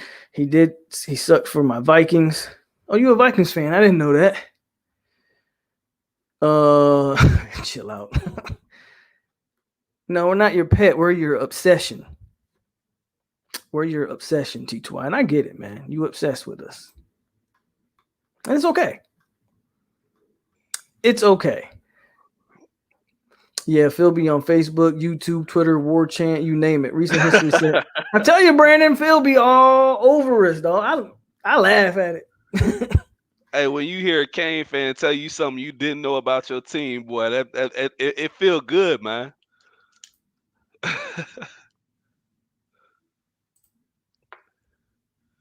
Like, how you knew that? You was on it like that. Like they really excited about the Georgia Tech kid not Bro, that's what I'm saying. Like they was more excited about the Georgia Tech kid than the recent commitment. They just got a commitment like the other day from a safety in Orlando, I think. He's a decent player, you know. It's 4-star. But no, they rather talk about the Georgia Tech commit, not flipping. It's like ain't they like they 6 DB they got there to commit? They actually recruiting them. Classes DBs. Yeah, they actually recruiting DBs now. That's interesting. Easy jerk. Hey man, I told you, man. Just pull I know you got a little thing in your car. Go ahead, put your phone in there, man. Hop on, bro. But I think, man. I heard you earlier talking about the linebacker position, and I mean, I don't see us working to fix that, man. That's weird. Not with Marv. What? So I heard you had this conversation, you know, and you said you don't see him getting fired, and then I heard you say earlier, like, "Hey, we gotta fire him." I don't see him get fired because they just gave him an extension like last week. So why do you think is that imperative? Why are you? What made you so adamant today, right now, as opposed to he was like, yeah, you know what? I think you're a little bit passive. I've been saying get rid of him. Yeah, get rid of him. I've been saying, like, chat, y'all can tell him. I've been saying get rid of Marv because he's not recruiting. Like at the end of the day, when you're a position coach in college football, your number one job is to recruit. If you recruit, that on the field stuff gonna take care of itself. The late great Bobby Bowden, rest in peace. What was his saying? It ain't about the X's and O's, it's about the Jimmies and the Joes. Like, man, that's just factual. Like, you don't got to be the greatest coach, but if I'm coaching great talent, it can make me look better. Marv's not even bringing in the talent. So now I got to see, can you at least coach up what we got? Because we got some guys. So, Phil, y'all got 9 commits and 6 of them is DBs, right? Y'all, I just want to be sure because I feel like every time, like the past 5 have had to been DBs. I just don't know what's going on there. I know they got a quarterback committed, a Louisiana wide receiver. I remember that linebacker, and I think the rest might be DBs for sure. I think so. Speaking of DBs and a guy that UM's going after too. So apparently Hunter, I can't remember who it was. I don't know if it's Early or somebody else, but Hunter ain't the only one pushing for Singletary to come to Florida State. Like it's a couple other guys. I know getting Hunter involved was in the that. one. Hunter initially reached out. I know that. It's gonna be interesting to see where Singletary starts making those visits. I think he's not taking any visits till the start of the season, though. I don't know though for sure on him. But yeah, I mean, I think Miami probably is the team to kind of beat there initially, but we'll see. We'll see what happens with Singletary. Jer's trying to pop in. Oh, he's in his car. He's got to come defend the Hurricane Honor real quick. Hold on. Oh Lord, he in the car. Kinda. Y'all got me. Yeah, I hear you now. Oh no, they don't got me. We got you, man. No, can you hear us?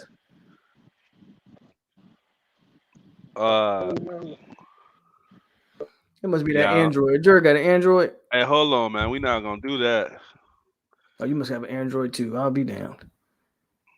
I think Jer got an iPhone. Yeah, he got an iPhone.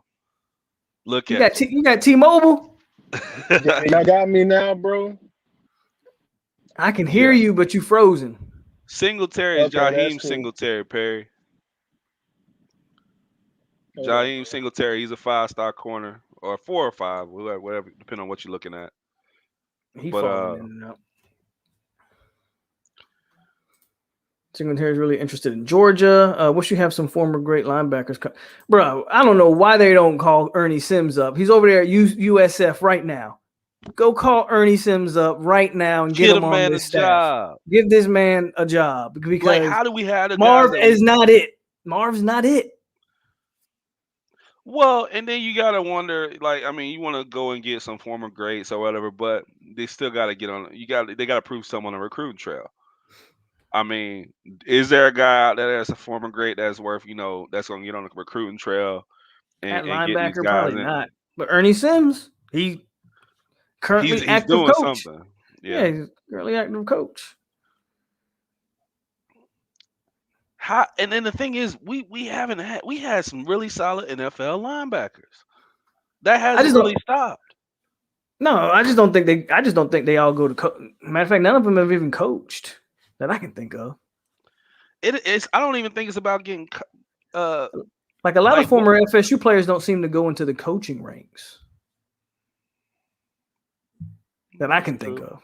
Maybe you know of a few. Like there's some like Chris Winkie. Like there's some, but I thought we was gonna have Winkie at Florida State for a little bit, but I thought that was his neck. I thought that's what he was eyeing. Ain't he in the NFL right now? I think he's in the NFL right now. He might be, but I mean, still, we couldn't. I know he was at IMG, I think, right? Yeah, he was having a ball out there at IMG. Yeah, he was doing some good work out there. Matter of fact, I think I was excited about him getting a hold of Henry at that point, because I was like, you know what, that's gonna be good. That should be solid, like a nice solid foundation for when he comes over. And saw how that turned out. The fuck is that? Phil says, I wish Miami had y'all linebacking group. They're closer to SEC type than linebacker than ours. We got guys that look the part. Bro, we have guys that look the part, bro. Like I've talked about, I think we got talent at backer. I don't care what people say. Like, I just don't think Marv knows what he's doing with it, man. I just don't think Marv knows what he's doing.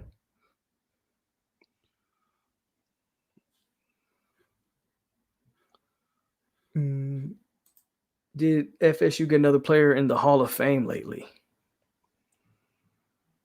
What are we talking about? College Hall of Fame, or are we talking about NFL? What are we talking about? He bored, man. I'm paying. I know he bored. He just saying that because Edgerrin James just recently got into the Hall of Fame.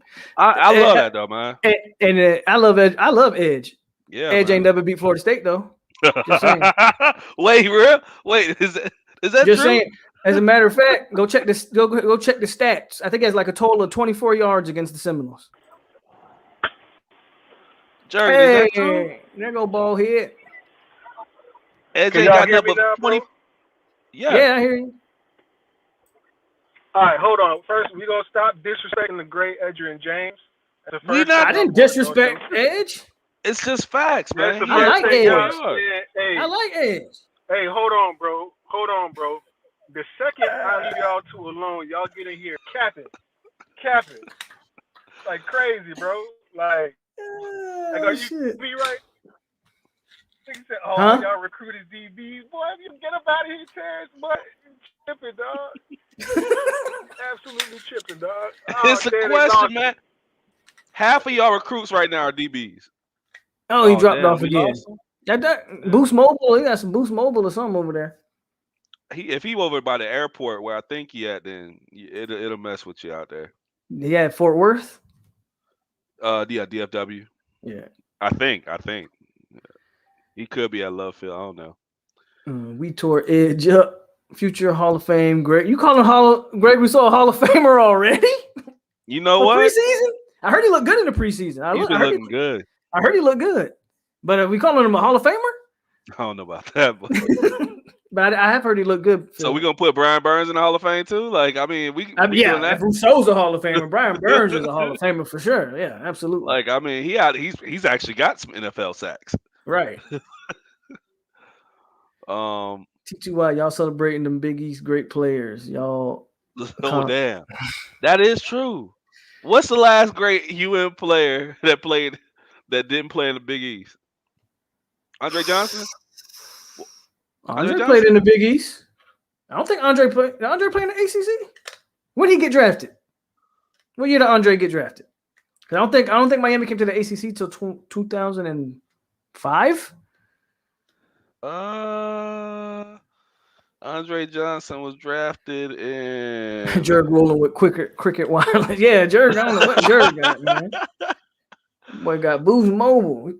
He was drafted in 2000. Wait, 3? Frank Gore. And I like Frank Gore too. You can't knock Frank Gore. I mean, this is a guy who had Hall of Famer. ACL. Yeah, he's another Hall of Famer, and not just because of longevity. I mean, he's legit, in my opinion. I don't. They does. Yeah, does no doubt. Edge UM was a have Hall of Famer. Somebody, he was without a doubt a Hall of Famer, man. Like nobody's knocking Edge or Frank Gore, man. No, I'm just saying Edge didn't beat Florida State, and he couldn't even crack 100 yards on Florida State. Like that's all I'm saying. It got to be somebody, man. Ain't No nobody big was deal. drafted out of 2005 for the Hurricanes. That's considered a legend. That might be, approaching that. Would you put Khalees Campbell as a Hall of Famer when he get drafted? What about Hester? Devin didn't play against ACC either. Really? I think Devin Hester, that's Big East too. Yeah. I'm about to say he's Hall of Fame. Yeah, as a returner for sure. Yeah, Devin Hester was he got drafted. He's 05, 38. He's 38. So yeah, I don't think Devin Hester didn't. He might have had a year. Maybe. I don't even think he had a year. If he got drafted in 05, I don't think he played in the ACC. He might have left the year Miami came over. Again, unless you think Khalees Campbell 06 draft. Okay, so he played a year. Okay. That's the Yeah, he came out in 06, round 2. Yeah. Yeah. I mean, that's it. I don't see nobody else. I don't see nobody else who's really stepped up. Unless you think Khalees Campbell is a potential Hall of Fame caliber player. Yeah, he's. I feel like his numbers do speak for that, though. When did Khalees Campbell is the only one I could think of. Of recent years, I think his numbers might speak for that, though. That's been really worth a damn. Because he's over 100 sacks, right? Nah, he's at 92. he's 8 sacks away. He gonna hit 100 sacks probably. And then I mean another a ring would go a long way. A ring. Yeah. But I mean, but see, that's the thing. Like, that's why, like, you look at numbers and how they are today, and you look at some of the other guys that are in. His numbers with a ring would say yes, he should See, be my in. problem with the NFL Hall of Fame is it's too, like, you can say what you want about baseball, but what I like about baseball is the numbers will get you in the Hall of Fame. Period. Unless you're Pete Rose. But we all, that's something else. But the numbers are gonna get you there. There's no reason why T.O. wasn't a first ballot Hall of Famer. Like, okay, T.O.'s in the Hall of Fame, Yeah. but T.O. was a first ballot Hall of Famer. He's one of the three. Terrell Owens? Did he accept it? I Yeah, felt like it was this whole big deal where he didn't accept it. Of course he accepted it, but he didn't go to his own ceremony though. He shouldn't have. It was disrespectful. Because they played him for like 3 straight years. He was literally one of the top 3 receivers. He's literally one of the top 3 receivers all time. Terrell Owens is, if not top, he's definitely top 5, and you can make the argument for top 3. Jerry Rice, T.O., Randy Moss, Calvin Johnson, right? He's one of those top 3 guys. That's my problem with it. Who we throwing in there in the top 5 then? Because those 4 are real obvious for me. I just named 4, but I didn't name a 5th guy. I don't know. Whoever you want to put in that 5th spot, Larry Fitzgerald, Chris Carter. Chris Carter's an asshole sometimes. Andre Reed. You can throw, like, I'm just kind of. Did you say Andre Reed? Wow. I'm just throwing some names. I am shocked that you said that name. I'm just throwing some names out there at receiver. I mean, I'm a big Andre Reed fan. I just Torrey Holt, Isaac Bruce. Like, I'm just throwing names. Like, who you got? Torrey Holt or Isaac Bruce then? I would out of those 2. Ooh, that's tough. I'm gonna go with Torrey Holt, but I like Isaac Bruce. Well, they were also talking. So there was a conversation talking about wide receiver tandems. That's the only reason why I asked about the greatest wide receiver tandem. And I think Torrey Holt came out and was like, yeah, we're the greatest tandem ever. And then people were talking about Reggie Wayne and Marvin Harrison. They talked about that 5-year stretch where Jerry Rice and T.O. were playing together. And it was kind of, Then Chris Carter and Randy Moss played like Chris a year Carter or 2 and Randy together? Moss had 2 or 3 years. Yeah. Chris Carter and Jake Reed were balling out. Yeah. At one point with I think that was when Randall Cunningham or Warren Moon was the quarterbacks. That was crazy. That was crazy how good those offenses were with those 2 guys playing quarterback. But it's a lot of tandems out there. Somebody mentioned Lynn Swann and old boys. I know. When we start talking about the 70s and the 60s, I don't. Yeah, like when hard. people try to tell me hard. Steve Largent. Steve Largent's one of the best wide receivers of all time. Like, I'm not. It's hard. Certain guys, yeah. Like, I think, like, Mike Singletary, I think would be a great linebacker probably in any era, right? Yeah. But some of those older guys, the game just evolved. Same thing with the NBA. Like, the game's just evolved. Hey, is Patrick Willison? Ooh, no. He would have been. I think he was on a projected path to be. I just don't think he played enough. Like Patrick Willis or Luke Kuechly. I think it's Luke all day, right? Yeah, easy. Luke's got 2 defensive player of the years. I'm saying Patrick didn't play enough. He didn't play enough football. Yeah. To get to the Hall of Fame. Yeah. I mean, I do think. Go ahead. At the same time, like, look at Calvin Johnson's career. Yeah, but Calvin Johnson gave us 8-9 years. 8 real years. About year like dominant though. Like, did he have Patrick a 2000? Willis gave us 7 years of dominance. From rookie year, he was dominant. But Calvin Johnson was setting. Like, I don't know. I don't know. I think that linebacker is a little different than like Calvin Johnson put up numbers that not too many wide receivers have ever put up. Yeah, he dropped. Doesn't he have an all-time record for receiving yards? I think he has. Doesn't he have like a 2,000 receiving yard season? Yeah, for a season. I think he like got 30 touchdowns. Like he has crazy numbers, like ridiculous receiving numbers. Zach Thomas should not be in. I'm sorry. I don't see it. That's like, to you, is Priest Holmes a Hall of Famer? Nah. But he had But a he- 2000. He was But he had dominant some for dominance. 3-4 years. That's what I'm saying. Like, I don't think Priest Holmes is really a Hall of Famer either. But they got those years. Same thing with Terrell Davis. Like, We can they run out. Terrell Davis did not belong in there. But he had those. Terrell Davis he one of had- those guys. So he let had them Priest Holmes in. years. Let Sean Alexander in. I mean, That's my problem with the NFL. That's my point. Like, that's my problem with the NFL. I don't even know what their credentials are for the Hall of Fame. I mean, and just to be clear, I like Zach Thomas. It's just then. I mean, he was never. People try to say, "Oh, it was Zach Thomas," and they do the race comparison thing. They comparing them like guys like Luke Kuechly and Brian Urlacher. And then but once you do that, you start bringing in the Dan Morgans into that conversation. But see, Wayne, that's my problem with the NFL, though. Who cares what T.O. had to say? The man, Michael Irvin, snorted coke. Arguably the best football player of all time, Lawrence Taylor, had a ton of off the field. But no one would ever tell you he wasn't a first ballot Hall of Famer. And a lot of people till today still say he's the best football player to ever play. I get it, T.O. was not the greatest teammate, but that should not account for what that man did between those lines. Everybody says T.O. was a bad teammate. I know that.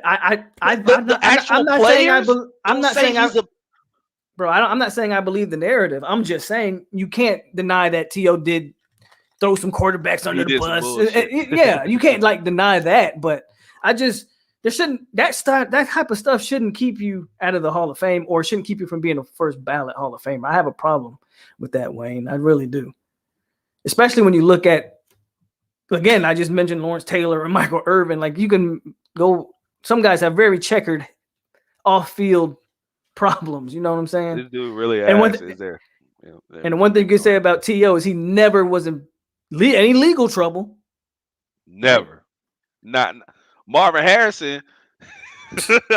Right? That situation. Marvin Harrison got a body on his record. They found allegedly. Let's I don't wish nothing. Absolutely. Allegedly. So, but that you telling me that didn't matter to you? Like, but this did. I mean, Peyton Manning got a sexual assault charge that no one ever talked about. That no one ever talked about while he was in college. No one ever talked about. Literally, this man teabagged a lady, a staff member. No one ever talked about it. It just went away. Could you imagine a guy doing that now? Couldn't happen today. Nah. They about to hit Deshaun Watson with sex trafficking. With sex trafficking. Yeah, that's all I shared that with sex trafficking, bro. What? For getting a massage? Watson might be done. Dude. And you know what it comes down to? This is now turned into, we need a face on all of this, and he's gonna have to pay for it. You for to do this time. I hope there's no credible evidence that he was actually involved. I really hope not. I don't believe he was trafficking women. Do I think he got massages and probably got a rub and tug? Sure. He probably paid for some, Yeah, some extra services possibly, but the sex trafficking. Now we going into that. That's who's handling his case. That's what it said, right? But would they even go that far if there wasn't any kind of smoke to that? That's what I'm wondering. That's the scary part about it for me. Like, why are they even getting involved in that? Well, if you remember, the Michael Vick case, it was they went searching for straws. Like, they found straws and picked out straws to pin him to this, and this. I'm convinced to this day that Vic just kind of took the rap for that, which is crazy. Because he thought he was going to get off, That's But what I mean. Like, remember the story about him. I don't know if you heard the story about him getting caught up. He thought he was, this is what's gonna happen. Blah blah blah. You good? And he stressed out. He went and smoked some weed, and that violated his agreement. And boom, now he in jail for a couple years. That's what he said. see that was my thought too, Wayne. Like, when this stuff first jumped off, I said, man, they just doing that because this man don't want to be there no more, right? But to Tyler, to answer you, like, yeah, it just broke today. It's just that Like, came out today. It just broke like maybe an hour or two ago. Like, he's under investigation for human trafficking and like a prostitution sting. Like, this case just took a serious left turn. Like, it just that to me, like, at this point, Houston need to go ahead and sit him down. Yeah, if that stuff, with that coming out, I'm not surprised if they sit him down. Like, hey, I don't know what you got going on, bro. I feel like that's a lot to do for just a dude who wanted to be traded. You know what I mean? Like, just the timing. The lawyer, I don't know, man. The lawyer, first of all, claimed he didn't. But we know the whole. We know that Yeah. whole lawyer situation with the Texans, and we know that was all fugazi. But I don't know. I just got to see more what happened. What comes about this sex trafficking stuff? Put Janikowski in the Hall of Fame, man. Of course, Janikowski's a Hall of Famer. I mean, FSU might have legit 2 or 3 guys. I mean, Graham Gano, Dustin Hopkins. I mean, those guys might have cases Eventually, might have cases. They need a 5 more years. I don't know what the credentials are for Kicker Hall of Fame, though. Janikowski is it. No, I agree, Tyler. That's what I'm saying. As of right now, when the sex trafficking stuff came out, I had to say, wait a minute. I don't understand why Houston would,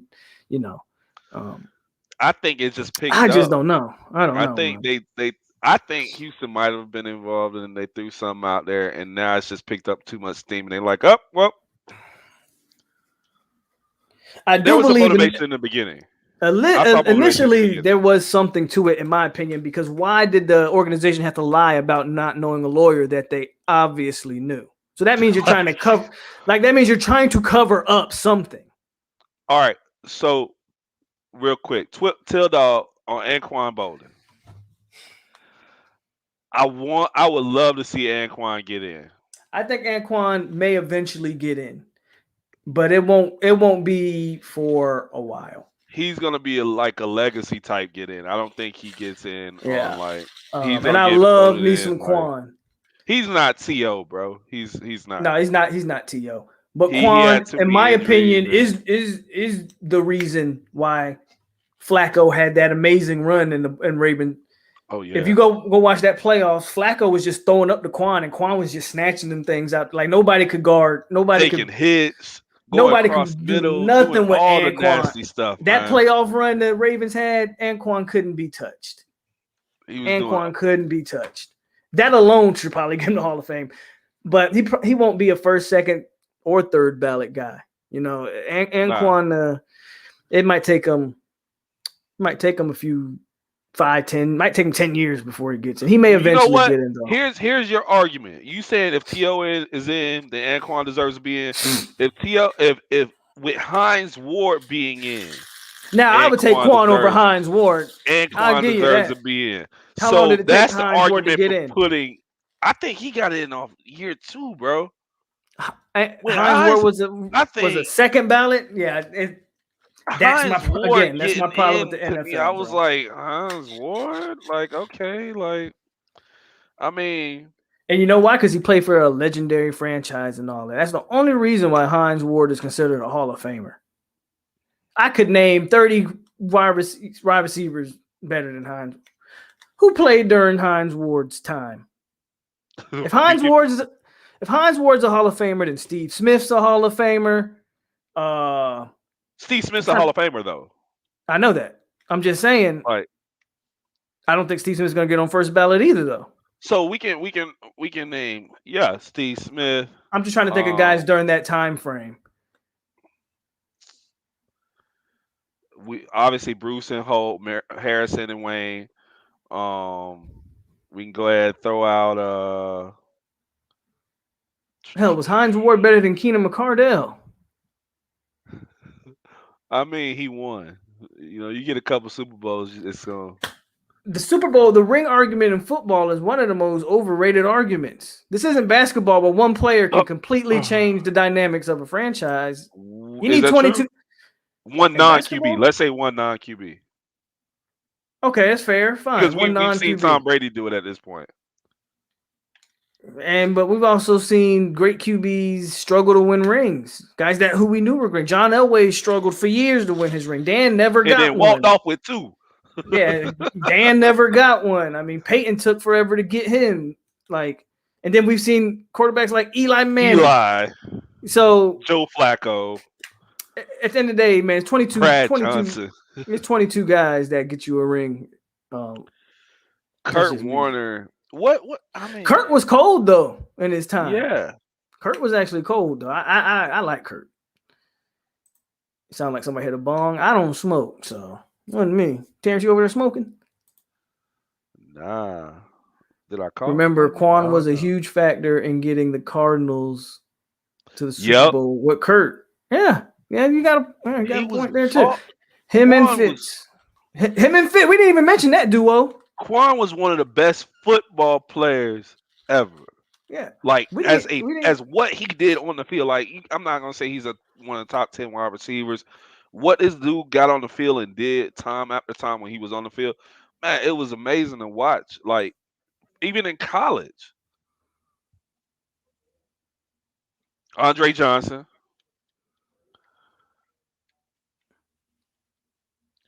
DeMarcus Ware probably does get the Hall of Fame. The other thing about T.O., Mayan King, T.O. could have played 2-3 more seasons, man. He had a great year with the Bengals. He had a real good year with the Bengals. Had over 1,000 yards, about 9 touchdowns, 70, 80 catches. Was balling. Opposite Chad Johnson. And I guess nobody wanted to take a chance on him no more. They was out there. The Carolina Panthers was running out Brenton Burson at wide receiver. I mean, imagine if Barry Sanders hung on as long as Emmitt Smith hung on. Didn't he play half the amount of time that Emmitt Smith had played? We talk about guys retiring earlier. Barry Sanders retired. He did 10 years in his prime. Yeah. 2 years before that, he had 2,000 yards. Bro, if he had played as long as Emmitt Smith played, he'd have had the record to the point where no one would ever catch it. He was like, what, about 3,000 yards off? And I think he finished second. At the time, he was second, I think. And was like a season away from breaking it. And he just, was tired of losing. Same thing as Chad Johnson. He's tired of losing. Yep. Think about it. That's why I think Matt Stafford might be in for a real big year. We talked about all these receivers and we didn't even talk about Chad. What you think? Yeah, Chad is 10 times better than. Yeah, I think Ocho is probably, other than Jerry Rice, the best route runner I've ever seen. Antonio Brown gotta. Okay, I didn't think about Antonio when I made that comment, but yeah, I can see that. Chad's a dog, yeah. Chad used to rile anybody up though. Yeah, handing dollars to refs. Anquan was a football player, 3 TDs in his first start as a Noel. Our wide receivers barely get 3 TDs in a season. Hey, you know what? Here's a question. You can bring that one guy on either side of the field for Florida State right now. Who are you bringing back? One guy on both sides of the field, or one guy, period? Both sides. He say Chad not a Hall of Famer. Can we mute him? Chad not a Hall of Famer. Stop it. Hines Ward is. But anyway, Nova. On defense, Oof. I'm a cheat because I can't. On defense, I'm either picking Corey Simon Wow. because I think that D tackle room needs it. And I think with a guy like him, he would just free up that entire defensive line. Corey Simon. Or give me one of them Hall of Fame linebackers, whether it's Ernie Sims, Derek, like Marv Jones. Give me one of them. I'll take Lawrence Timmons. Give me one of them guys. Yeah, I'm saying, give me one of them guys. Should I take Michael Bullware at this point? Oh, give me one of them guys on that defense. Okay. Offensively, non-quarterback. Let's put that in there. Yeah, I wasn't gonna pick a quarterback because that'd be a little cheating. But offensively, I might legitimately. You give me Walter Jones at left tackle. I think the rest. I think the offense is humming. You give me Walter Jones at left tackle. Really? I think we good. I'm telling you, man. I think we good. My guy didn't say Dalvin, Peter Warwick. Like, give me Walter Jones at left tackle. I think we good.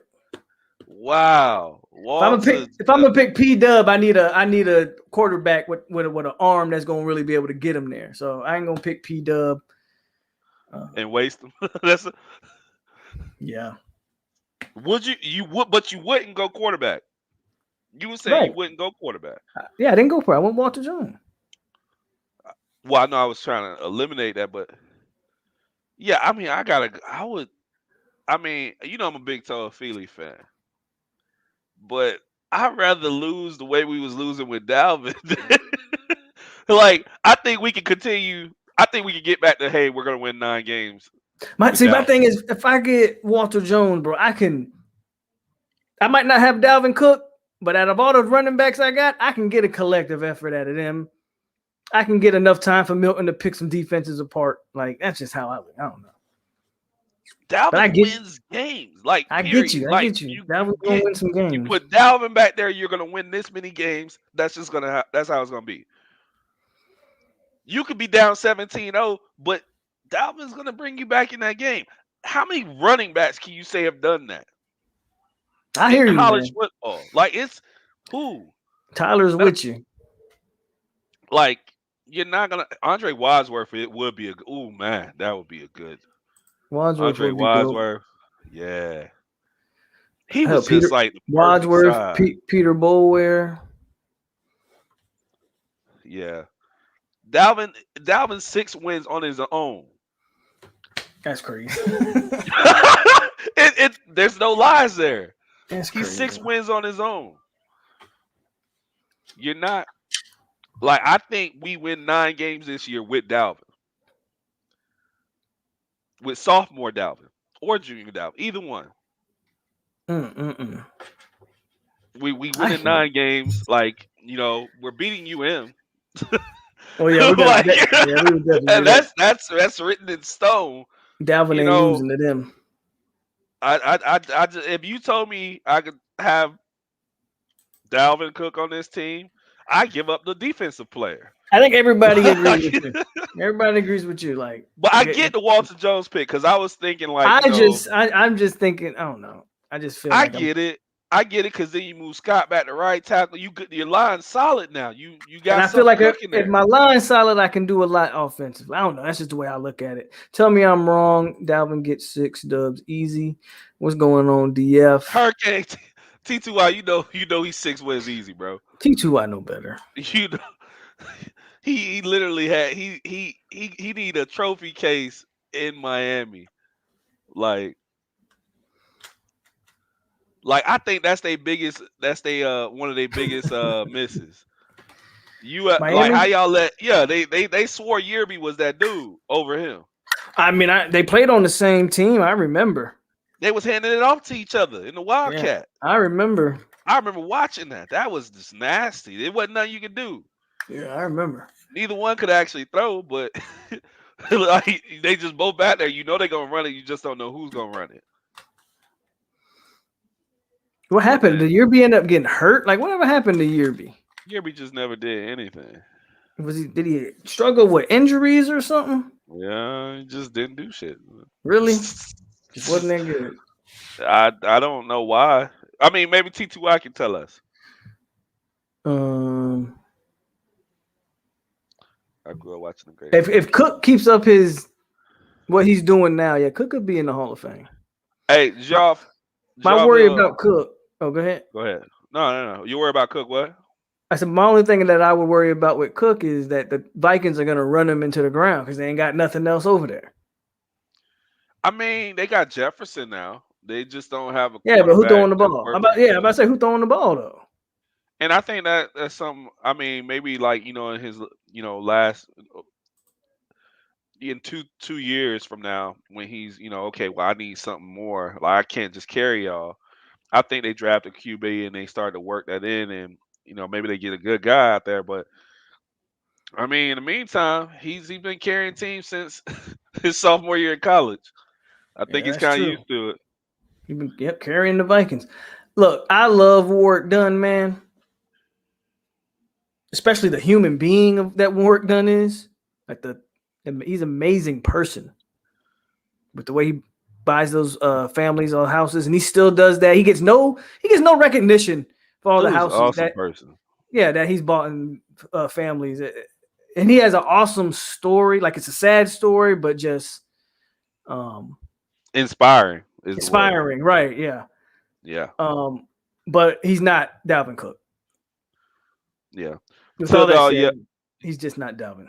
Yeah, he did go to look at Yerby and saw Cook and was like, "Oh, no, that's the Freeman story."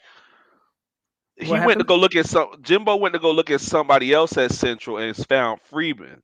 Yeah, but I don't think that's what he was always on Cook. Freeman was. That's how they found Freeman. Yeah, Freeman was like what 3 or 4 years before Dalvin. Yeah, Freeman wasn't even being thought about.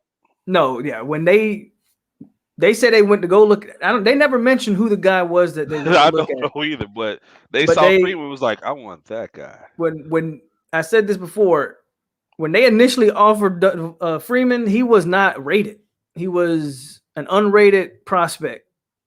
It was after Florida State got on to him that, of course, his ranking shot up. But Freeman was Freeman was slept on heavy. He's another Miami running back that held that chip on his shoulder. T2, I got you starting to give me a migraine. I'm gonna need a little bit more than Don Julio at this point. Dude, you're really comparing Akers to Dalvin, and no, bro. Like Dalvin, what he did on the Akers tore a Achilles that had nothing to do with the offensive line. He said Akers. Well, he talking about with FSU. What he did with FSU. He's saying that the same thing that happened to Akers at FSU when he played UM would happen. No, bro. Akers ain't Cook though. It never has resembled anything close to Dalvin Cook in the pros or the college game. Dalvin's acceleration was insane. Really, not still even is comparable. Insane. Like he's not even I won't even call him the fastest guy. It's his acceleration. It's just it's through the corner. It's through the hole. It's once Dalvin he gets is past the second level. Dalvin's a natural runner of the football. Akers is an athlete who runs the football. If that makes sense. I would start Akers at quarterback this year. Play quarterback in high school. I mean, you telling me he couldn't do what Jordan Travis did? Look, dog, go away. It's okay. Go away. Here's a good question, I think. Would you take Jameis or Dalvin to drop into this team? Jameis makes wide receivers, man. I might take Jameis. I think Jameis is. I think Parchment is going to be good anyway. I think Jameis would turn Parchment into a round one receiver, bro. I think with Jameis wins. Yeah, I agree with you, bro.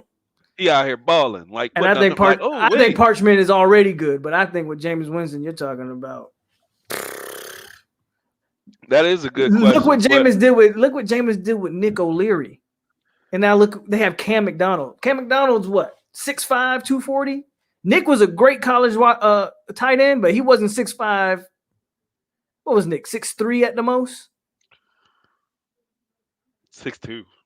Yeah, Y'all Nick need to O'Leary bring back wasn't Cleveland. a tall, long, tight end, man. I don't know if Cam McDonald could get hit by a bus though. So I mean, Well, I mean, Cam McDonald probably ain't running people over in midfield and all that. I get like, he that. ain't doing all that though. I Like, get that, but he got a weapon. Is my Graham point. discovered my bad.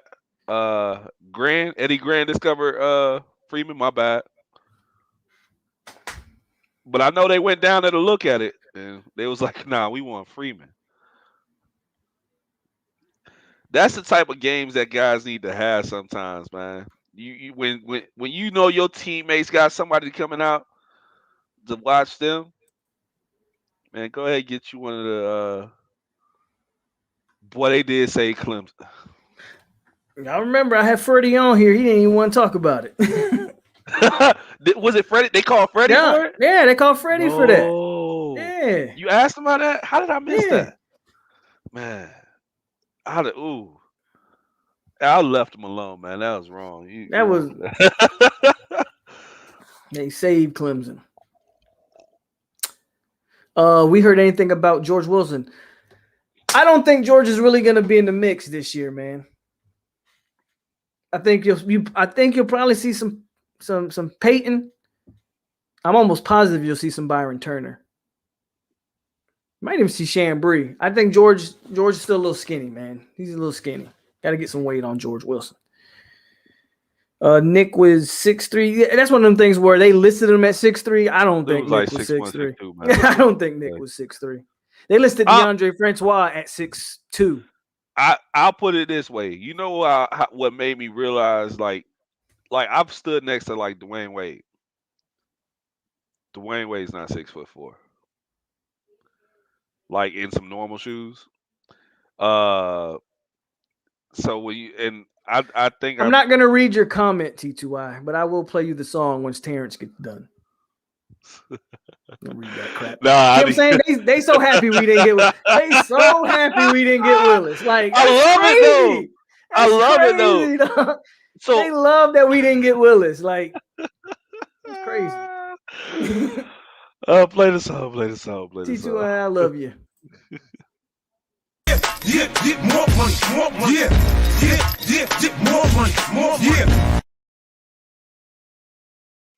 I like that Peter Ward walked that.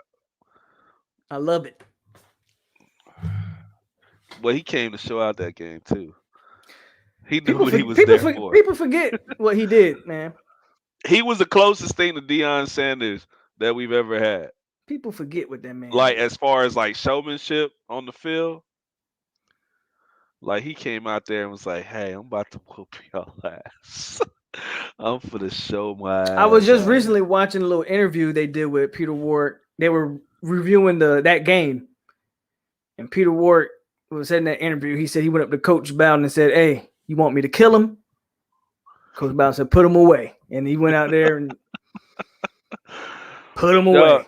I legit like the first time I actually met him, man. I went straight fanboy, bro. Like I was at a lounge in Atlanta, man. I was like, "Yo, that's Peter Ward." Yeah. I was with an old boy Keenan. I don't know if you remember Keenan, man. Yeah. I was like, "That's Peter Ward." Hey, nigga, did you see Peter Ward over there? It was like, damn, it's just Peter Ward. But apparently he used to kick it out. There's a nice little lounge out there, man. They did like live music, but yeah, and that was his little spot. But I don't. It's maybe two other players I probably went fanboy over there like that. Like, oh, that's him right there. But Peter Ward was definitely one of them, man. Tyler, I've heard Jordan Wilson has been a much better receiver than they initially thought. I think we all kind of thought he would be a blocker, but I actually saw the one clip of him catching the ball. Hey, he's a massive kid too. Yeah, but he's not a kid; he's a grown man. He's huge. But he's received the ball fairly well from what I'm hearing. What position is Chambry Jackson playing? He's going to start at defensive end. That's what I would think. You got to get the clip of Stanford Samuels hit on Roscoe Parrish when. That's why you're an 863 member, Tyler. Good idea. I will get that, and we'll have that. Hell, I'll have that by tomorrow because I'm gonna go live again tomorrow night. And Till says POLK is the locks to T2Y's Dipset.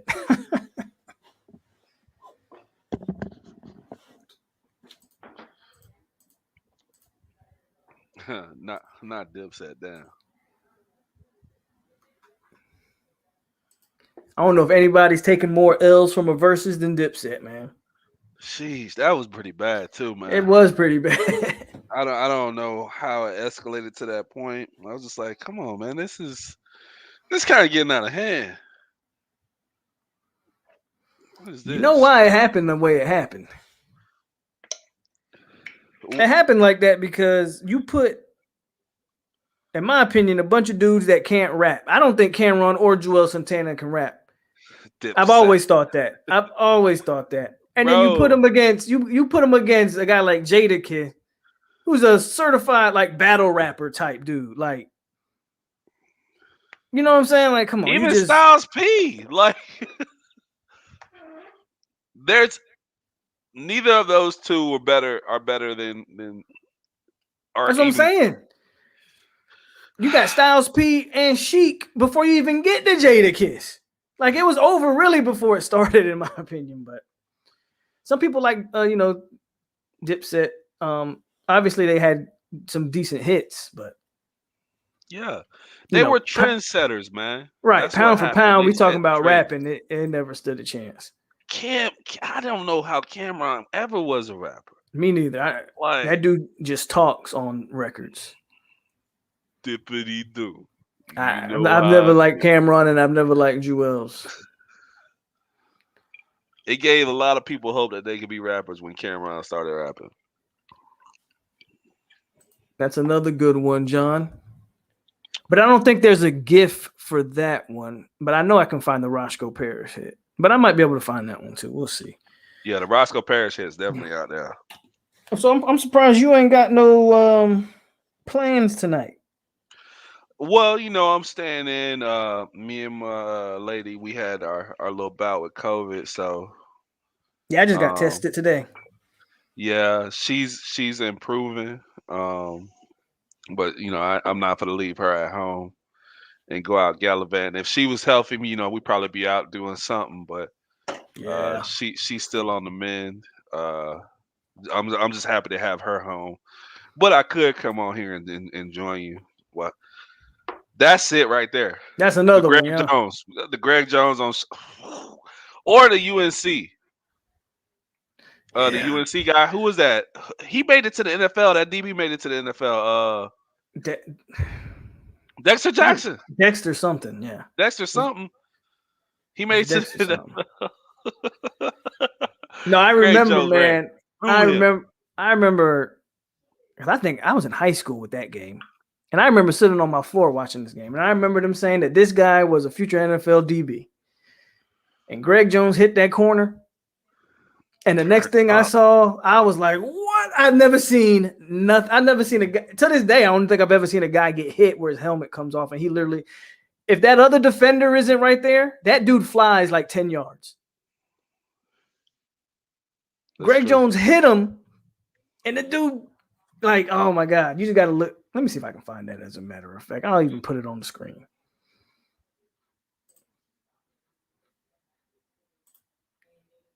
I know I can find it. I could probably find it on YouTube. But I don't want to take someone else's YouTube stuff. But that's a good idea too. That's a good idea. Dexter Reed. That was his name? Dexter Reed, yeah. And it was Dexter something. Ran straight through. Like, that's the only other hit that we like from everybody likes the Cam Akers hit on Red Wine. And then everybody likes the Nick O'Leary hit on I forgot who did that against.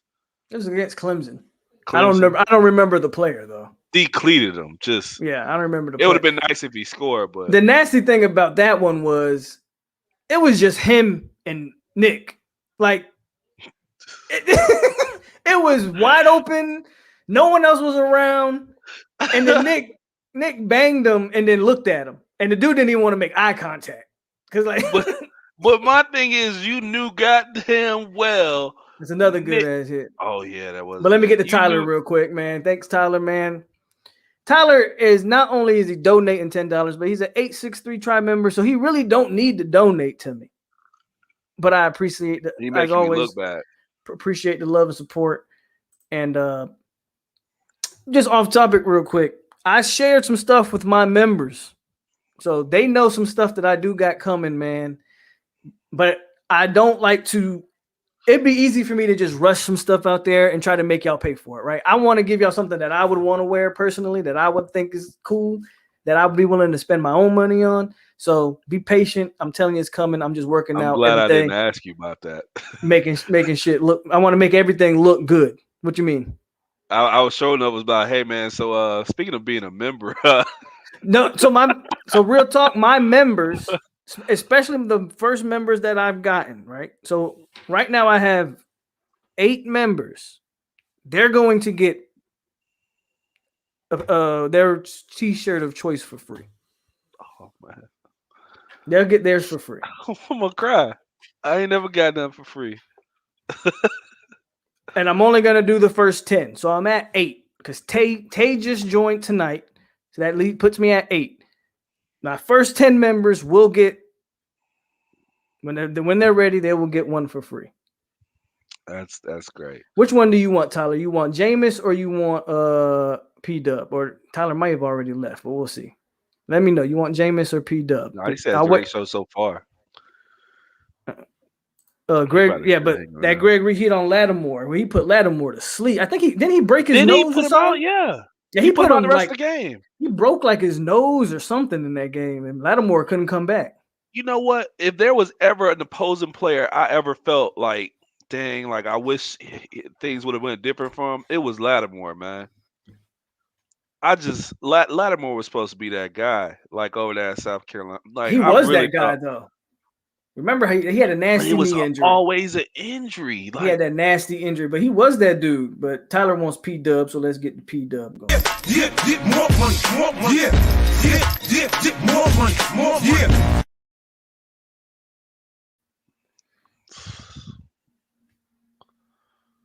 Montre says he ran over a guy named Travis Banks. Yeah, that guy didn't have a career after that. that was it for you.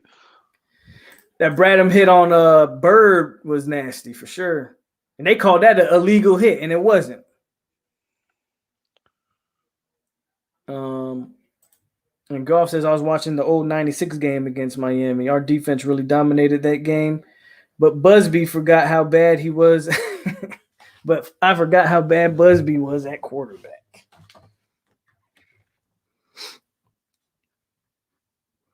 What's some other big hits y'all remember? I remember the Bradham hit, the Greg Reed hit. I remember the Greg Reed hit he had on a Maryland wide receiver where he hit the dude, the ball popped up, and they like turned, and they called that a targeting. I remember that hit. Greg Reed had some hits, and Greg Reed was not a big dude, but he played a lot bigger than he was. Greg Reed could hit. I remember the Joyner had some good hits. I specifically remember the Duke hit for LaMarcus Joyner. Some other big hits. Again, I already talked about Mr. Alexander. That dude used to lay the wood. Who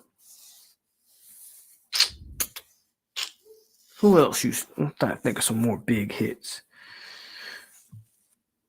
The Derwin James hit on that NC State quarterback. I remember the Derwin James ran over that Florida tackle. Like, you remember that? He just ran right through an offensive lineman. I remember that he one. Discarded him. He discarded him. That's what he did. He said, not today. Tyler says, I've only been watching since the late 2000s. What are some old games that I should go back and watch from start to finish? Ooh. I would go back and watch the Choke at Doak. Watch all the missed. I think you need the pain of watching all the wide rights. That really, because there's no reason we should have lost those games. Literally no reason. That we played good football. We did everything we were supposed to. The wide rights, all of them, and the wide left. Like they throwing the wide left too. I'm with that. Again, I think go watch the Choke It Doke.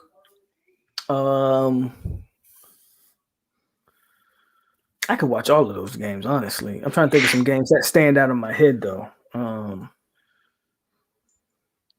Watch the game we lost to Oklahoma. That 13-2 game.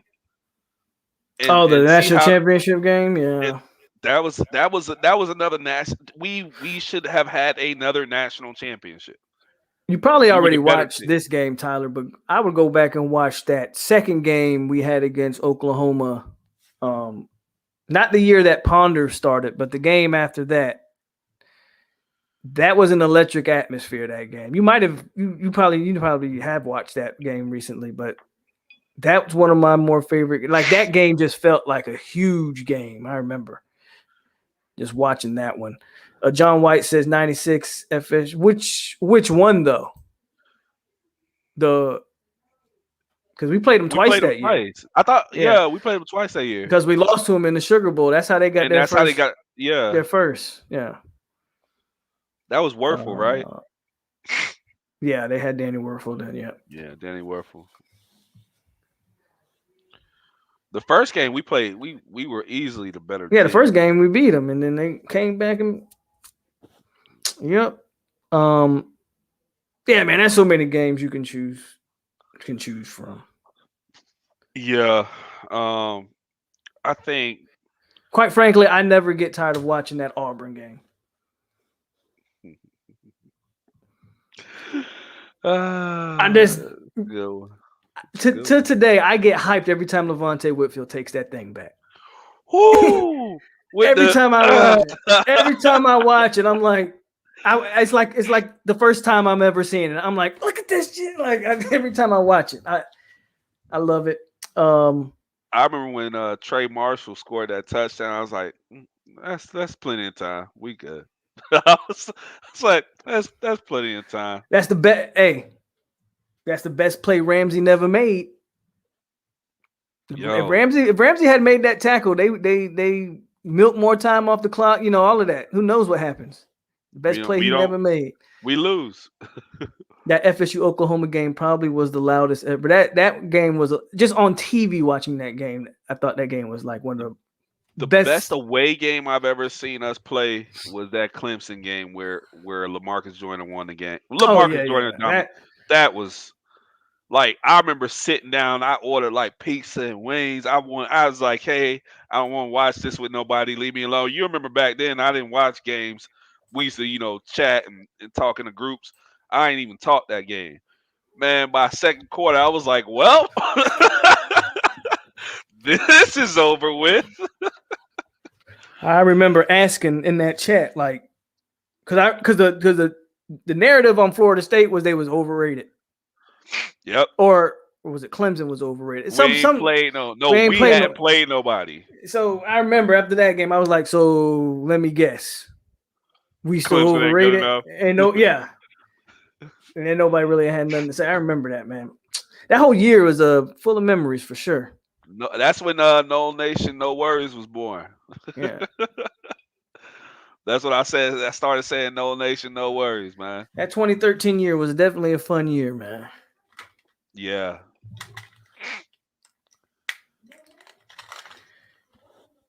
Loudest game at Doak was 89 night game against Miami. DF, you're right. I think Fisher really did put the clamps on our offense in that game and when we were in Norman. Like, it just seemed, I was like, we're not doing enough. We weren't doing enough. Like, just period. I was like, this is weird. Like, I feel like there could be more happening here, but no. Okay. Right. It was disappointing. Like, because Clemson, I'm sorry, Oklahoma's never been a better football team than us. I'd be hard pressed to, like, when we've had chances to match up with them, I was like, they're not better than us. Mm-hmm. But they've had our. They definitely weren't better than us in 2000. That's for damn sure. 13-2. 2014 was such a stressful season. There was that season was. It was fun to watch too, but like you said, it was like I remember thinking that we lost. I remember thinking this. I had stopped watching the Louisville game. Like I thought I was pretty sure we lost that game. I stopped watching. I'm like, I can't believe these guys just came out here and lost to Louisville. But Nobody talks about that team enough either. I think we're a couple Dalvin fumbles away from winning that game. Like I know it was like a blowout. Oregon wasn't that much better than us, but you're right. Can't turn over the ball to that type of an offense. Even that Jameis fumble, like that really awkward, like what was that? Like he was trying to make a play. But he slipped. Trying to make a play. Yeah, he just slipped. Like it was like anything that could go wrong in that game went wrong. Happened. Ramsey dropped an interception early in that game that Mariota threw right to him. It was like anything that could go wrong in that game just went wrong in that game. And it was almost like I think we go on to win the national championship too. It was almost like that game was destined to lose. Like if we don't make the mistakes, and that's part of football. Sometimes like some mistakes and errors are forced. At the end of the day, we don't make those mistakes. We probably go ahead and. Ohio State was legit though. I think we beat them. Ohio State was legit. I think that would have been a good game to watch. It'd have been a better game. Yeah, that'd have been a good game. But did that Oregon game. Dog walk? I don't remember the score of that game. It wasn't a good game. I know that much. But I think Zeke killed him though. They didn't have an Zeke answer for Zeke. doesn't kill us like that. I don't think they didn't have an answer for Zeke. Zeke doesn't kill us that way though. I don't see him killing us that way. 2013 was like when you've been playing NCAA for like 14 of the 10 seasons and just yeah, that's legit. Like boys was playing hangman on the sidelines. They just speaking of NCAA 14. No. Tyler, you got a PlayStation 3, man? Come play with me and Jergen, man. We need a third, man. My favorite FSU game of all time was the FSU OSU game in the Sugar Bowl. It was a pleasure seeing OSU beaten and battered, not counting the Natty games. Okay. My favorite non-national championship game. That's a great question.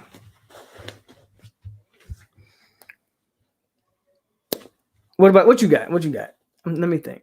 Me? Your favorite non-national championship game?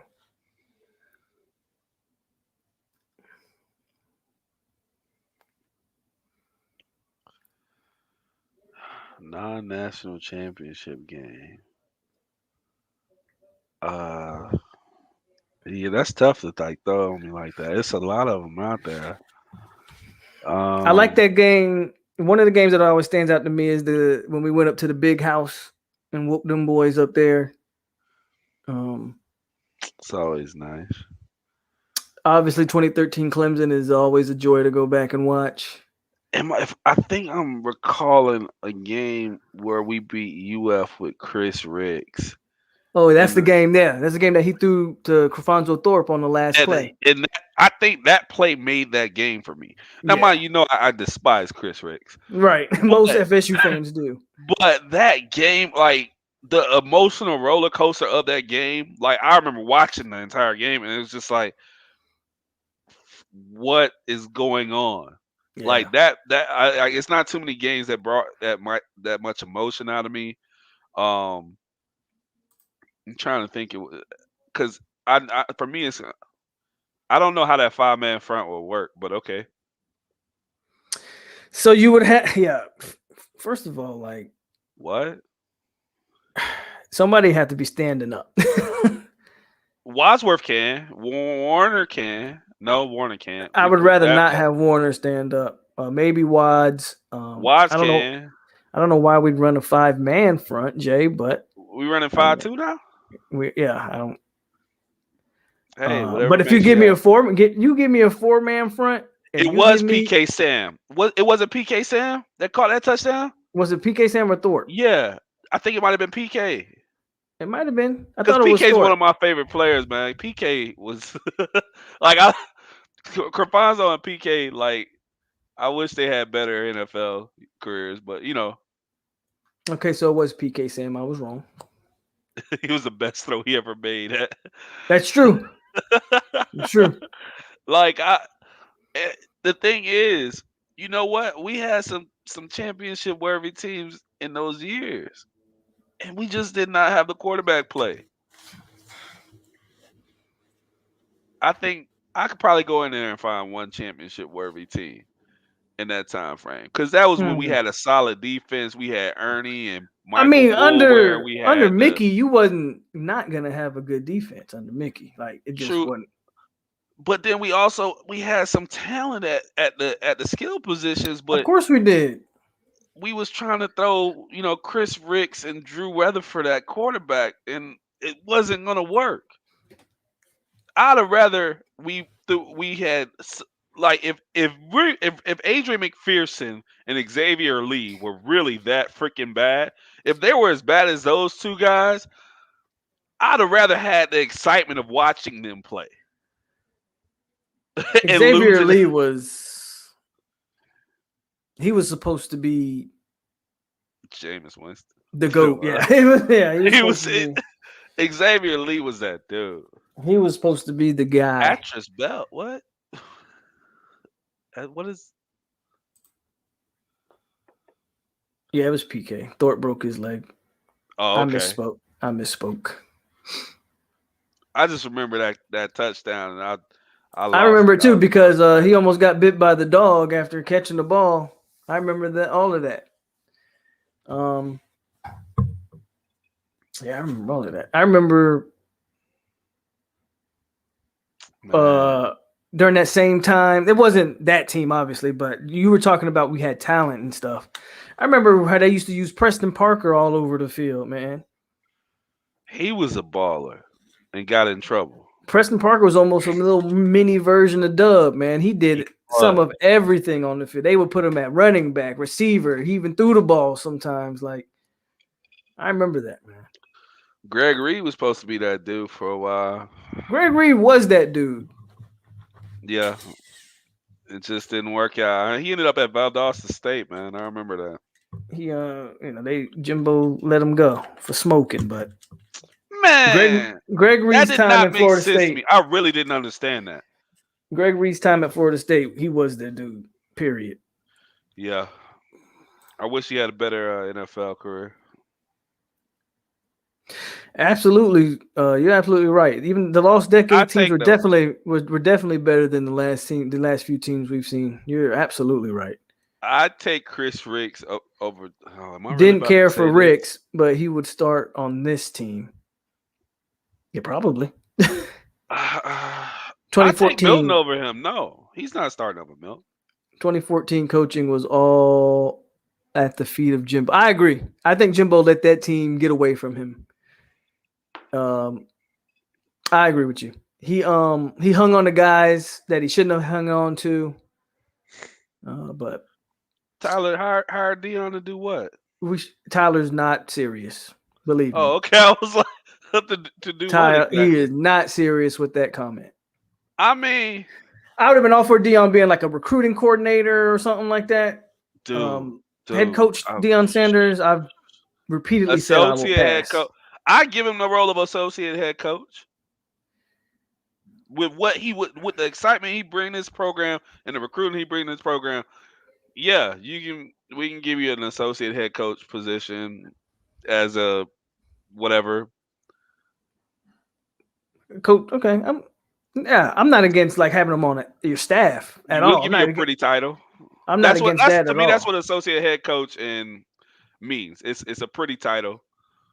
Yeah, I've never been against having Dion on the staff. The problem is, does Dion seem like the kind of guy who just wants to be on your staff, or Dion wants to be in charge? That's why he's at Jackson State right now. Dion wants to be in charge. How many years do you think he's doing at Jackson State, man? He better do better than they just did this past spring. But they started off on fire too. Started off good. Yeah, started off good. But they started losing some guys too. They lost a game, and then everybody was like, "They won't fire him, though." I don't see it. Jackson State's not in a position to fire him. So He's made them so much. Have you seen their feels since he's gotten there? Yeah, that's what I'm saying. So they won't He's done his fire him. job. He'll be there as long as he wants to be there. If he starts winning games, like for real, maybe wins like the SWAC every now and then, he might do 2 or 3 years there, Bro, and then he's gone. I forgot Joe Mauer was supposed to be our dude.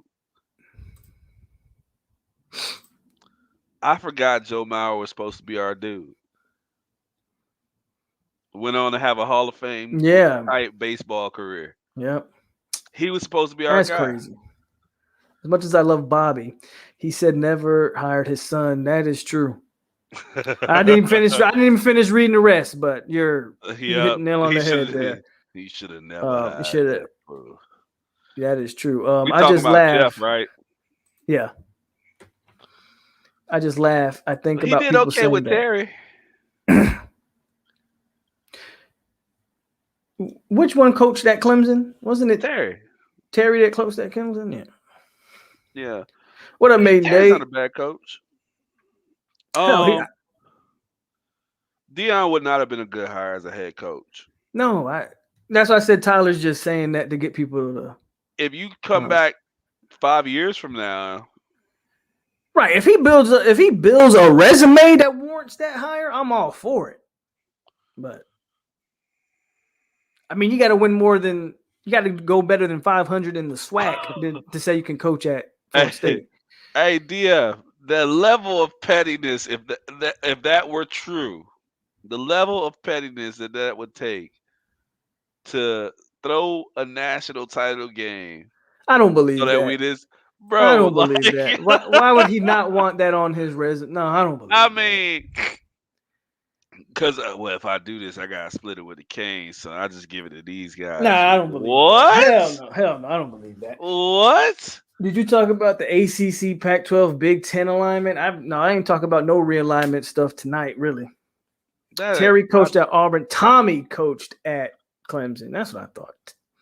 Oh, it's Terry was at Auburn. Tommy at Clemson, and then we had Jeff. The Bowden Bowls. Yeah. The Bowden Bowls. Crazy, man. He tried to get his sons out there because they was trash at playing football. That was for sure. Bro, coaches' sons usually do be trash, bro. Either they really like polished or they're just trash, bro. So have you heard anything about what Maiden Day's talking about? Because I haven't heard anything on this. He's saying that all three commissioners from the ACC, Pac-12, and Big Ten are talking about an alignment right now. I haven't heard anything on this. No. Only thing I ever heard. He said the story broke a couple. He said the story broke a couple hours. Well, that's what you got Google for. That's probably why I haven't heard it because I've been on here for the last going on 3 hours. Probably why I heard about it, but I can definitely Google it. Yep. Let's see. I don't know. ACC, Big Ten, Pac-12. ACC, Big Ten, Pac-12 merger. 2 hours ago, according to CBS Sports. Hold on, I'm gonna share the screen so we can all see it. Yeah, that'll work.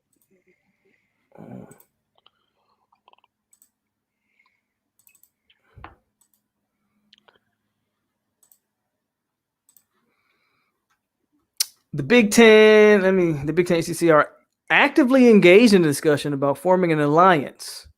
Actively. The Athletics Max also reported Friday such an alliance will primarily be focused on college football scheduling, could create a pact between the three Power 5 conferences in an effort to counter the recently expanded SEC.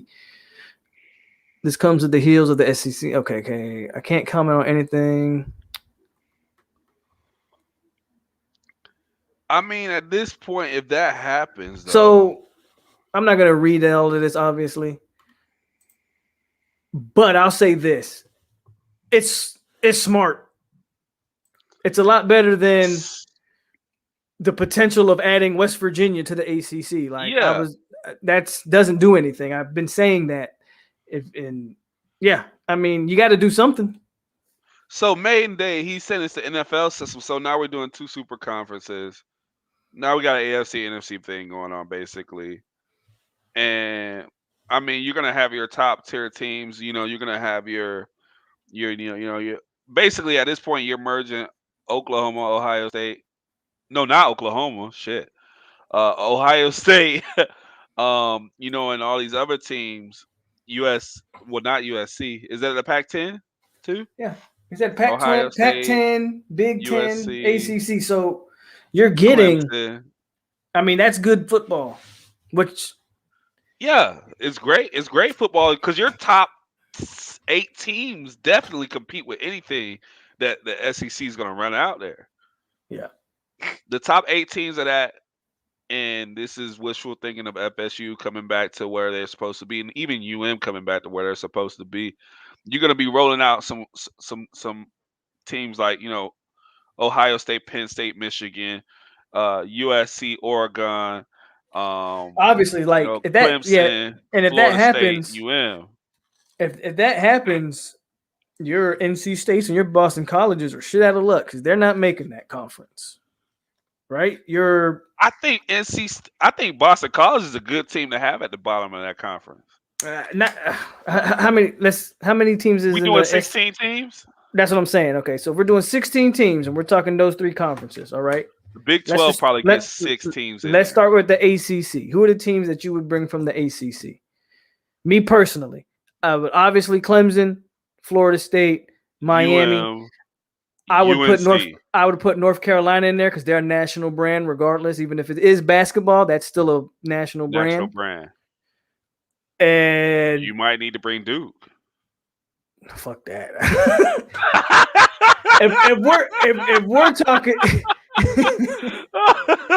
if we're talking football, you gotta go 18 teams. We're doing 18 teams, if right? you're talking football, I can't bring Duke. We're doing 18 teams. 6. Well, 6 teams each. 6 teams each league. I think some of the other. Tyler says Georgia. Okay, Atlanta makes sense. Atlanta makes sense, right? So Georgia Tech at 5. Okay, so then if we're doing 6, Georgia Tech makes sense, and then Virginia Tech would be the only other team that I would bring from the ACC. Ooh. Okay. I would take Virginia Tech. Okay, so then who are your 6 teams? So then we got 6 from the ACC. Now let's go to the Big Ten. Obviously, Ohio State, Michigan, Penn State, probably Wisconsin, Nebraska, just for name value. I don't think Nebraska's. And would it be Iowa or Michigan State? Ooh. You got all right, let's run that again. What's those teams? So obviously from the Big Ten, you're gonna get Ohio State, you're gonna get Michigan, you're gonna get Penn State. I'm assuming Wisconsin would be the next tier there. Yes. I think Nebraska's gonna be in there just off of name value. And then that 6th team is kind of up for grabs. And you got to think, where does Notre Dame mix in all of this? Right there. Does Notre Dame mix into any of this? Right there. They're playing the ACC schedule now for football. Yeah, I would have to believe that Notre Dame would mix somewhere in this. Maybe you take out Virginia Tech and put in Notre Dame in the ACC Nope, they slot. take one of the Big Ten. They take one of the big spots. But I feel like, who would you put in that 6th spot for the Big Ten? Is Michigan State really going to move the needle? Is Iowa really going to move the needle? Is Purdue No, Purdue, hell no. Personally, I think Virginia Tech's better than all those teams I just mentioned. Exactly. So you put. So I wouldn't Notre Dame drop in out. that spot. Yeah, I wouldn't drop out. Notre Virginia Dame was Tech. paying that Big 10 schedule, that Big 12 schedule, whatever. The Big 10 schedule. They were, yeah. Notre Dame used to play Michigan State, Michigan. But here's my other thing: do you really have 6 Purdue teams in the Pac-10 worth it? USC, UCLA, Oregon, and who? Stanford. So yeah, in the Pac-10, you're probably going to get Washington. Obviously, you'll get USC. You'll get the other LA team in UCLA. Oregon, that's 4. I said somebody else. USC, UCLA, Stanford. I would put Washington over Stanford. Stanford, Washington, and Oregon. That's 5. Oregon, that's 5. Yeah, I don't think any of those Arizona schools are worth it. Nope. Who else is out there? Colorado or Utah, maybe. I don't know. Yeah, that'd definitely be interesting. Some feelings would Get hurt. Somebody said Cal. Yeah, that's it. I guess Cal is it. I guess Cal. Yeah. 3 teams in California. I can see that. Yeah. So This is all saying that this whole FSU Clemson to the SEC thing doesn't happen as well. if this was to happen, you wouldn't need FSU or Clemson to go to the SEC. That's true. If this was to happen, that's as good as anything you'll get from like that. That's big money. You talking about Florida State playing Ohio State and Michigan probably in the same year, like USC. Like those are premier games. How hard that schedule will be for anybody. Those are premier games, so you don't need the SEC. How do we now? If they can't get something or agree to whatever is being discussed, then FSU, Clemson, they would need to look into the SEC for sure. A Miami USC game is awesome. Like when's the last? Yeah, that love to see LA and South Beach. Well, y'all really Coral Gables, but you know what I mean. Like even when we played Michigan, man, like. Boy, hey, when we whooped their ass, first of all, hey, that game meant so much to me because I decided to join like that. It was a group, a FSU versus Michigan group, and the way they was talking about us, I was like, dang, I thought this was gonna be a cordial. Like y'all really just going in like this? Yeah. Like the way they was talking about us meant so much. It almost felt as good as the year we won a national championship. I went to the Orange Bowl, and I watched Clemson and Ohio State play. And I came decked out. I sat next to the Clemson band. I took some pictures with them. I got pictures with them. I remember all Florida State gear, man. Taking pictures, cheesing. Man, I had some Ohio State guys going in. Y'all don't belong in the national championship. If this, that, and the other. And I was like, dang. He was like, look how we beating this team. Y'all barely could handle it. And I was like, I think we blew them out, but okay. Y'all could barely handle Clemson. And they was up. Yeah. They was up on Clemson. Man. Clemson came back and won that game, though, if I remember. And you know me. You know how I talk. But I remember you posting like a video or something after that. I remember you. I was part of the chant that they did when they I remember they wanted to do the beat Auburn or whatever. It was like ACC. No, they did the ACC chant. That's when Clemson fans used to be cool, man. Yeah, they did. We did an ACC chant. And it was about beating Auburn. And I was like, I mean, that's when Clemson. That's before Clemson fans got all cocky and on this high horse. But the Clemson fans used to be real cool. Them dudes wanted to fight me, man. And what the Ohio State guys? Yeah, what made it so bad? Them Clemson guys would have helped you though. No, this is what I didn't need the help of the Clemson guys. What I needed. I'm not saying you did. I'm just saying. No. And I'm not saying it in that way. What I'm saying is the girl that was with one of the Clemson guys said, "Stop yelling at him. He's bigger than you." Yo, that shut me up, bro. I was like, you know what? Ain't nothing else I can say to this dude. That's exactly what it is, DF. They knew money now, and they don't know how to act. But Clemson fans used to be one of the cooler fan bases in the ACC. Now they got like a big head. But I agree with you, Cat 6. Like, I don't know if they've ever played, but I would love to see. Like, it would be so cool to see those two uniforms on the. Yeah, it would be so cool to see those two teams on the same field. I would love to watch Miami versus USC. Yeah. You ain't got to be scared of it. I always tell people you ain't got to be scared.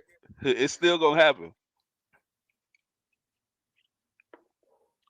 Oh, I remember that. Yep.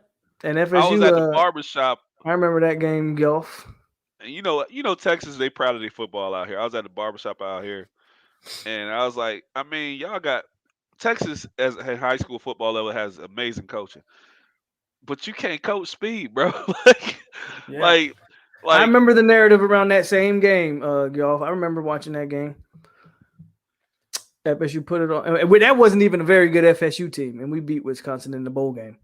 I mean, just imagine how cool would it be to see Florida State and UCLA on the same field? Like, this is just we're talking about us programs playing that just Ohio State, man. we're just talking about programs that never really get to match up. Like, I just think it'd be And awesome now to that see all of becomes a that. normal thing. I Well, would. here's the other part. You need to take programs that can afford it too. That's what I was just What do you thinking. mean? That just hit me. That's When you, That's you traveling across the continent to play at least well, 3 games, bro. that's fair. You Yeah, got I 2, can 3 understand games that, cross but continent.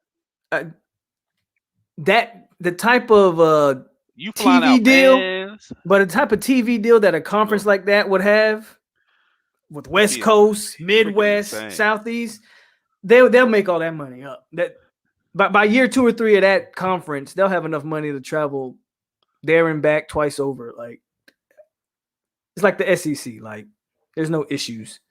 I love what's about to happen, but I feel bad for all the other teams that would be left out. I don't feel bad. Shit. Only thing I will say about college football that I guess, what do you do with the teams that are getting left out? Like, no one's talking about all the remaining Big 12 teams. Like, what happens with those teams? I think Kansas. You get a couple smaller conferences. That's I think what's gonna Kansas is happen. the only team from the Big 12, and they're saying that the Big 10 might take Kansas. And that's, a basketball thing. I get that. That, to me, that moves make sense. But if they get rid of that and then they do this merger, then Kansas is probably on the outs. And does a team like Kansas or Texas Tech, do they ever really get a chance to contend for a national championship? Probably not. Tyler, you want to know the funny part? The teams that we just talked about, I don't think it hurts because their programs overall are just freaking massive programs. I don't think it hurts the baseball teams. It doesn't hurt any of the ACC teams in baseball at all. If we're talking Michigan, Penn State, like, it doesn't hurt them in baseball. USC, UCLA, Oregon, Washington, it doesn't hurt them in baseball. These teams, these programs and institutions, they got the money there, man. The money's there. Well, think about it. I just thought about something. Maybe we're limiting it too short with the 16th. What if they did to get away from this big time travel thing? What if they made that conference regional, meaning all the West Coast teams play, all the Midwest teams play, and then the Southeast teams all play each other? And again, we're assuming. So who goes to the listen, the and then championship game? listen, and like obviously for those 3 little divisions, you have like a couple crossovers. So you will get to see Florida State and USC, but instead of traveling to the West Coast 3 times, they just do it the one time, right? Out of the And 3, they get one travel game to the Midwest. Out of the 3 winners of those divisions, the best record gets a bye week. Then the other 2 get a play-in game to the conference championship, and now your conference champion is. Hey man, stop talking, man. They should pay you for this information. That's the. I just that. You, hey, But that's a way to make it work with limiting the amount of travel, right? I mean, like, that makes sense.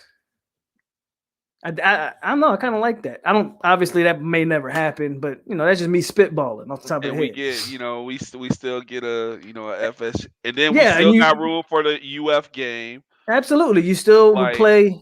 UF your can typical still, games. pay their games, and you get your crossover division game, so you might still get Ohio State, Miami, and Florida State, USC, and then you can also throw in an SEC matchup too. Yep. Although once you have this conference, why are you playing an SEC team? You would need to, but if you wanted to keep your, like, for instance, Florida State, UF rivalry alive, I guess you would still add in like one. That, yeah, you would still keep like one out of conference game. But why would we play anybody else? You wouldn't need to, and you would. Like, you wouldn't. What's that TikTok? But why? Why would we do that? It wouldn't That's make sense. exactly Like, what it would be, Tyler. And the winner would be whoever won the SEC versus whoever won our we little. could throw the playoff away. And then you kind of would, yeah. You kind of in that Throw the situation, playoff away. you could really throw the playoff away. You would It's really right wouldn't it? there. Unless you want to have the remaining teams form something, and then have the winner of that face the winner of the SEC, and then the But SEC do they belong? But and then yeah, the conversation would end up being, why did the SEC have to play these leftover teams? Like, and in that type of situation, the SEC would probably add another team or two to kind of combat the numbers of that. But all right, Wayne. Yeah, I'm not gonna be on. We would have been on three hours, so I'm getting hungry myself. But I thank you for tuning in, man. Appreciate you, Wayne. But yeah, that was just a nice little idea I just had, man. But you got anything else? You got anything else before we kind of close it out? And I definitely appreciate you for joining me tonight, bro. No problem, man. It was good to hop on you here with you. I don't think I have anything, man. Like I said, I'm gonna try. Jurg and me, we're going to go watch Jarrell Powers and your boy Early. Have you watched him, Powers? I have not, because I want to understand he's not ranked as a high school player. I want to see. I want to know what they see in him. So when you go watch him, you tell me how he looks. You know what? He's actually the guy I'm most excited to watch at that game. I think just to see what it is. Yeah, I think Early is what we kind of think he is. Like, I think Early's legit. Yeah, he's a big boy who can push people around. Right. I'm interested in Power. So when y'all go watch him, let me know how that kid looks. Yeah, hopefully it's at at one of the bigger stadiums, so we can have some solid seats. I might even get some clips for you if I can. Yeah. I bring out I know you use an iPhone, but I got the good camera over here, one of the Android. So I got the S20, Galaxy, with the real good camera. I mean, they got so many Galaxies. Hey, they're like on version 35 of the Galaxy. Hey, but guess what? It gets better. The camera gets better every single time. I used to have a Note, Samsung Note, and then that thing got recalled because it was a walking time bomb. Yeah, that shit happens. That's when I stopped playing with. That's when I stopped messing with Samsung after that. Powers is definitely tall and fast, man. That's what I hear about him. I hear that the staff is enamored with his speed. Yeah, but I'm just wondering, this guy goes to a big time high school in Texas and he's not ranked. And that's what I want to see is where is he lining up, how they using him. Like, I gotta see this because I rode through Duncanville today, and I was actually kind of disappointed with their stadium. But because you ride by some of these schools out here, dude. I've lived out there. I know. Man, I rode by some high schools and thought, is that a community college? Coming from Florida, like I'm looking. Oh yeah, you don't see that. What? This where y'all play football? This your facilities? Absolutely. This y'all. I went into a weight room one time, bro. I'm like, dude, like this is better than junior colleges. Don't have this stuff. Like I'm. But I'm with you. They put a lot of money in their teams out there. So. It just I'm curious because we made a big deal over the Brian Courtney take. Well, Powers isn't. I think Courtney's actually rated higher than Powers, and they at least Courtney goes to a school who nobody knows where it's at in Virginia somewhere. So Powers is at a big time Texas school, and I'm just interested to know, is he just being slept on? Has nobody really scouted him? Has he not gone to camps? Like, what's the story? Yeah, that's what we're saying though. Like, I know Freeman was unranked, trusted staff and all that, but like, it's just interesting. I'm not criticizing. I'm not criticizing. What did everybody else not see that? And they were like, we need this guy. We want him to commit. Let's offer him. That's all I'm asking is like, when y'all go watch him, tell me what you see that the staff may see, or because I didn't even see anything on tape. But like I watched Brian Courtney's tape, and remember I told you about this. I watched it. I was like, He's just bigger and more athletic than everybody else on the field. That's what I said when I saw his stats. Like, and then I looked and- at everybody else on the field. I'm like, in these that dudes are division of like- football, in that division of football he plays up there in Virginia, he's just the biggest athlete on the field. Yeah, Again, he got some he- foot speed. He's got some tools to work with. Don't get me Yeah. wrong, but I was like, what is he about to do? Because he's lining up at quarterback for these guys and just running the ball. DF, you can definitely tell me what you see. Yeah, man. come out to the game, man. You let me know what me you and see. Jerry coming to the game. I'll connect with you. We're a free scout. Yeah, but I'll connect with you, man. Me and Jerkin going to that game. They're playing Modern Day. I'll reach out to you, man, and we can all link up at that game. Duncanville. I live out in Arlington. I think Jerkin's somewhere in like Louisville or something. So it's not too far. But yeah, I mean it's definitely I wonder what it is. I mean, if he's tall, lanky, looks pretty athletic. If the issue is that, because what happens with some of these scouts is, or some of these prospects, I should say, is some of these kids don't do all the camps. So because they don't do the camps, the scouts kind of penalize them. Yeah. Because I've seen kids get vastly overrated because they go to every single camp that's held. That's what people trying to say is going on with Hunter, but I'm like, no, he's just better than everybody. Yeah, but Hunter goes to these camps and he shits on everybody at the camp. Like, there's a difference in what I'm saying. Then no, that's not even the case with Hunter. Here's the other thing, and I'll try and find out: is Early really good friends with Powers? They say they are. Like, they probably line up next to each other. They say they are very good friends. So I could mean, that could have been hey, we're gonna take your buddy because we really want you. I just want to know. I just want to see. We would like for you to come out here so y'all could be roommates and play together and line up next to each other on the left side of our line. We're gonna take your buddy. We're gonna take your buddy, but we really want you. I get that. It should be on national TV. Yes, Hunter is the new number one player in the country because he was always the number one player. Elwer's reclassified.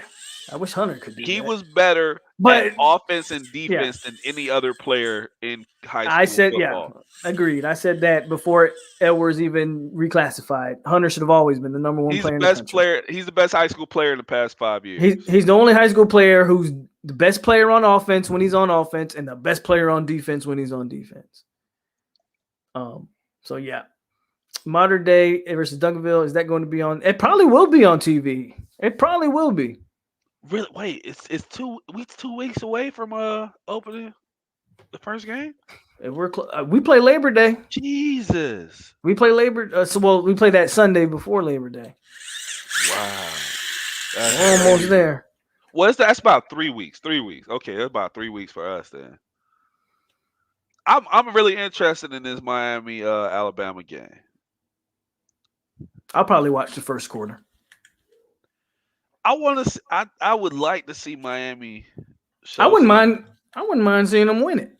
But yeah, of course. Believe it or not, I hate Miami, mind you, but I don't hate them that much. I think I hate Alabama. Well, no, I don't even hate Alabama fans that much.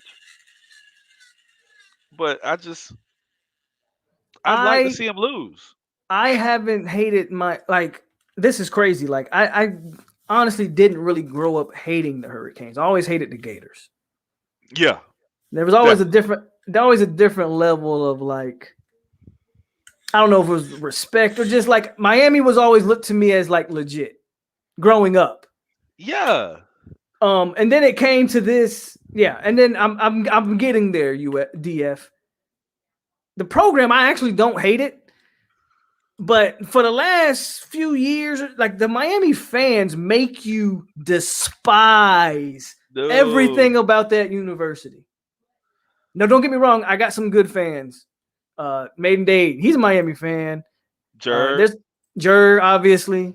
He's still but I'm about to say something. Let me leave it. I'm gonna tell Jer you talking about it. let me relax and just sip this right quick. But it's the fans, man, and not the sensible ones, but they have some some idiots in that fan base that makes you wish everything bad in life happened to them. Dude. You know But honestly, I don't really hate that like I can't stand anything about Gainesville. I love going to South Beach. Love it. I love South Florida, period. I love South Florida, period. I'm I a love South Florida Broward. guy. I love South Florida, period. Pompano Beach, you know, spending my weekends in South Beach and Only part of South dibbling Florida and I don't like dabbling. is Belglade because ain't nothing in it. Ain't nothing there for you. Ain't nothing in it. Unless you going to recruit football players, ain't That's nothing for it. you. Ain't nothing in it but cornfields and sugarcane. Oh, Update man. on Dustin Hill. They recently it was put out that they expect him in January. Really? I'm gonna say the same thing I said. I don't think you'll ever see Dustin Hill wear the uniform. Here's my thing: if Dustin Hill were here, And that'd be even more. Him and Parchment start, right? I think so. Him and he'd be on the kickoff return or something like. He'd have a legit role. I think he starts. McLean I was would have really excited about him. McLean would have a little bit to say about that because McLean I hear is balling in camp, but I think Hill would be right there, man. I hate a lot of our fans too. Yes. Bruh. Hey, y'all make it easy to hate y'all. Every fan base has some bad ones, but I go. What's that? Every fan base got some bad ones, but man, oh man. I'm not even gonna lie. And I don't know if you call out things, but hey, this isn't my show. Tomahawk Nation. I go on there sometimes, bro, and I'm just like, what did you just say? Some of those guys I don't listen to, bro. I've talked about some of those guys. I don't try to talk about too many of the other, Now there's some guys that actually help run us that are really good. Like, I got good information, but then you hear some people on there just talking. You like, what? Bro, believe me, and you can say whatever you want to say. I've said it a few times, and I try not to name drop, and I try not to really get into it. But there are plenty of people that I've been like, yeah, y'all listen to that guy if you want to. I'm not an insider. I tell people that all the time. I'm not an insider. I had no inside information. I just give my opinions. But some of the stuff people say is obviously like agenda driven. Like, boy, like you know somebody and you just trying to stay in good graces because some stuff that gets put out there is ridiculous. I feel like there have been people who have made comments on here that have been agenda driven. Of course, and I get them I get them in the chat. It was last week. I heard dude saying some stuff. I was like, this will be really quickly. I'm sorry. No, you good. Well, I know how you feel about this. Like when dude was talking about, and I'll go ahead and call him out for it. When dude was talking about what he was saying about Willie, I was like, in what aspect? About with recruits and players, and I was like, well, what did he say though? Like guys not think. Well, that's the thing. He didn't come out and say anything direct. I was like, well, what are you saying? Oh, I remember what you're talking about. I was like, what are you saying? He was trying to drop a nugget, but he wasn't really saying. I know what you were saying. I was like, speak up, because I know how Willie recruits directly. You know, I know that. Yeah. So I know how he interacts with people, how he interacts with parents and all that. And I've seen that, and I'm like, I don't see anything that's not genuine that's going on, or something that's, backdoor. So maybe I missed something. But yeah, there you go. Female friends do know everything about that. All I ever say is, since I started doing this, there are people who message me on a consistent basis and tell me things. I don't put them out there. You should. And even some of the stuff they tell me, I don't talk about all of it because some of the stuff, without really being able to confirm it, I'm not one of those type of people. The main thing I do is just like to give my opinion on my team. I'm not here to breaking news. I'm not here to pretend like I'm walking around Dope Campbell with a microphone. That's not what I do. With that said, there are things that people tell me in my DMs, and I might talk about it. I might not talk about it. So I know certain things too. I just don't talk about everything. But DF actually just said something that was very important. Guess what? If you really want to know what's going on with the FSU program, talk to some females. No, They absolutely. my DF knows I'll exactly put it what he's this talking way. about. My girl, she's an FSU alum. That's how, I ended up with my fiance. That's what sold me on her. But Forget everything else, girl. You went to Florida State. you went to Florida State? That works for me. I can make that work. But no, so my thing was she even came out, was like, the people who know everything, like these girls know their schedules. No, they know the players' Mm-hmm. schedules. They spend time around them all the time. Mm-hmm. We all, play sports in some aspect. Certain girls are gonna gravitate towards you, Absolutely. and they're gonna know what's going on because these guys are gonna pillow talk. They're gonna say all this other stuff, and my homegirl thinks this player that, and you get the stuff you start hearing. You like, oh, bro, I lived in Tallahassee for less than a year, and in that time, I was hearing more about FSU football than I ever heard, but not even from dudes. Yeah. Just not even from guys. Like I go on campus and my homeboy who I work with at Outback Steakhouse, he's like, "Oh yeah, we're gonna hang with these girls." I was like, "Okay, cool." And they say, "Oh yeah, this guy did." Oh, who? What? What? Wait, what? Oh, you know him like that? Like, I hope okay. athletes are listening to this. Y'all Oh, hear that, man? he's not gonna stay at school. He's gonna drop out. These He's females flunking be out. telling y'all business. Y'all better Oh, chill. dude. Gotta chill. I'm very glad that my little cousin who had an opportunity to go to Florida State or Kansas, he ended up following Willie. He has a good head on his head shoulders, so he's not caught up in all that. But it's some guys, they get out there and it's the bright lights and Oh yeah, definitely. it's But it changes. Philly, we talked about that already. we all would talked love about that. I think we would all except like Kansas. I don't like Kansas. Yeah, I don't know why Kansas would be mentioned. Like, of all the teams you picked Kansas. He said Kansas. I don't Can know we get why Wisconsin maybe? Like Penn State? Like well, no, he left out the He left all the Big Ten teams out of this. Well, and Kansas is a Big 12 team. I mean, I would be fine with this if that's the case. That actually doesn't look too bad. I would take Stanford over Kansas. Matter of fact, I'd take UM over Kansas or Virginia Tech. I'd take a lot of teams over Kansas. I would take a lot of teams over. I'm about to say I would take Washington over If Kansas. we go somewhere, UM has to go. Unless it's the SEC. I kind of agree with that. If we join up with somebody else, UM's coming. Like if UM gets brought somewhere, we're coming. It's a package deal. That's not gonna not happen. I would agree with that. So I don't think as a trio, Clemson, FSU, and UM. That's what it is. I don't think Clemson I'm more goes in without FSU. I'm more with bringing UM. In a lot of ways, I'm like the hell with Clemson. Like seriously, like I mean, they in the last 5 years, sure, they've been what they are, but what about before that? Like UM goes back to the 80s and like we're talking about like 90s, early 2000s. Right. What was Clemson before Deshaun Watson or Taj Boyd? Like yeah, Taj Boyd, they whooped Ohio State ass. I get it. I get why you would say screw UM, but I'm just thinking, I'm putting the rivalry aside. I'm just trying to speak actual football sense. I would bring UM along. I would say Clemson, okay, I guess, but Clemson wouldn't be a deal breaker for me.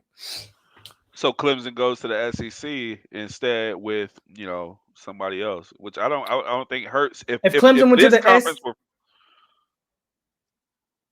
if Clemson went to the SEC, I would say we have to follow them, unless you're telling me this little mega conference thing. If we're joining this mega conference, but Clemson doesn't want to join and go to the SEC, well, bye, Clemson. We're good. Okay. We go get our money. Now, if Clemson's trying to get out of here and go to the SEC, this mega conference isn't happening, and now it's just FSU. No, we got to try to follow Clemson to the SEC. Yeah, and I think 4 straight. Man, what? Who brings in money? Stanford is a no-brainer. They are one of the richest schools in the country. There Exactly. you go. There you go. Which is Kansas? That's what I'm saying. Kansas. USC, UCLA, all of those schools. Kansas? At my cousin, he's a. I got a cousin who played at Kansas, and we appreciate the school. Did a lot for our family, but Kansas. I mean, if you're not talking basketball, then Kansas isn't really in the discussion. And of course, money's got a lot to do with it. Money's got damn near everything to do with it. And Kansas don't got that money. That's the answer to that. But USC, UCLA, Washington, Oregon, that's the Pac-10 group right there. Yeah, hands down. absolutely, hands down. And like you said, I would take, and you add maybe Stanford Cal. to the mix. Cal and Stanford are the other two teams you could. Someone think else about. said Cal too. So yeah, Cal and just take Stanford. give me all the California schools. Yeah. All the big ones: Stanford, Cal, USC, UCLA. Who am I forgetting? That's it. All the other California schools are kind of small. Those 4 in Washington and Oregon. That's all. Kansas is only good at basketball. How is the NFL in trouble, Maiden Date? I mean, would this not be really exciting football to watch? I think that's where he's going with this. To me, that college has always been better than the NFL anyway. To me, I've always enjoyed watching college game more. $27 billion endowment? Dude, I see why you got him as one of these guys on here. He gets the nuggets. Like, he got the information. $27 billion? Yeah. Yeah, we could definitely use some of that money. $27 billion? Hell, all we need is $1 billion of that and we'd be good. Just $1 billion. That's all we need is $1 billion of that. We got $1 billion to throw around. But you know what I think is going to start equalizing stuff? Well, maybe not. It might not. I don't think this works. This situation works in the favor of Florida State. But it does work in the favor of some of the major city schools like UM. This NIL situation. Well, I don't think making a lot of money. Man. I don't think me personally, I think we're kind of 20 years ago, I think you'd have a point. I don't think it hurts Tallahassee. I don't think it hurts any of the. I mean, look at Alabama is in a nowhere place. What is Alabama in Tuscaloosa, right? I mean, yeah, ain't nothing in Tuscaloosa. I rode out there one time, man. They got another little HBCU. I rode through there myself. There's nothing out there. Point being, they got an Applebee's. The school brand is what's like the brand of the school. So Alabama is Alabama. I still think that Florida State logo holds weight, and that's why the NIL is still going to benefit players. If you're a baller at a school like Florida State or Miami, you'll be making bread. I think it's the every other week money that some of these kids can make in cities like Miami or LA. Like I'm gonna be sponsoring this club night, this under 21 club night at this place, and they dropping 20 bands on me for coming out there that night. Now I made 20 bands just to show up to a club and do a walkthrough. That's the type of level that these kids are gonna get. I hear you, but I mean, again, we're talking about Tallahassee. What is Tallahassee voted? Like the 5th best party city in college who's city dropping or something? money like that out there? The moon ain't dropping money like that, bro. And people go, ain't nobody rolling through the moon and getting 20 bands to show up at the moon. I can name you 10 clubs off the top of my head. You can get 20 bands to show up at. No, you're right. In Miami, Yeah, you're right. And that's the thing. Even Orlando, like kids showing like UCF, USF, like these kids can start making Orlando more so than Tampa. I think yeah. I think UCF more so than Tampa, but Tampa's got gonna be some spots at Ybor that's gonna be like, hey, we got 5 bands for you to come through and have a drink with us. Yeah, but Ybor is ratchet out there in Ybor, but I hear you. I was in Ybor when I went home. I was like, boy, this is not It- what I remember. Well, it's we not what a I little bit. remember because I was a jit when I used to go to Ybor. It was That's all that. cool back then. That's what it was. Right. Yeah. When I was a jit going to Ybor, it was cool. Now I'm going through Ybor. Now I'm like, man, there ain't nothing but a bunch of little jits out here. But I mean, if you going out in Orlando, is it the same as going out in Tallahassee? I love Tally. No, Orlando's got a lot more. You know, so UCF can start cashing out. Yeah, Orlando's got a lot De'Aaron more. King just got his NIL with the Florida Panthers. If Mackenzie Milton's in Orlando right now, Orlando Magic got him. They signed up. He coming through and showing up at games, doing waves and walking on court and all that stuff, and showing up at events. He's showing up at the Orlando.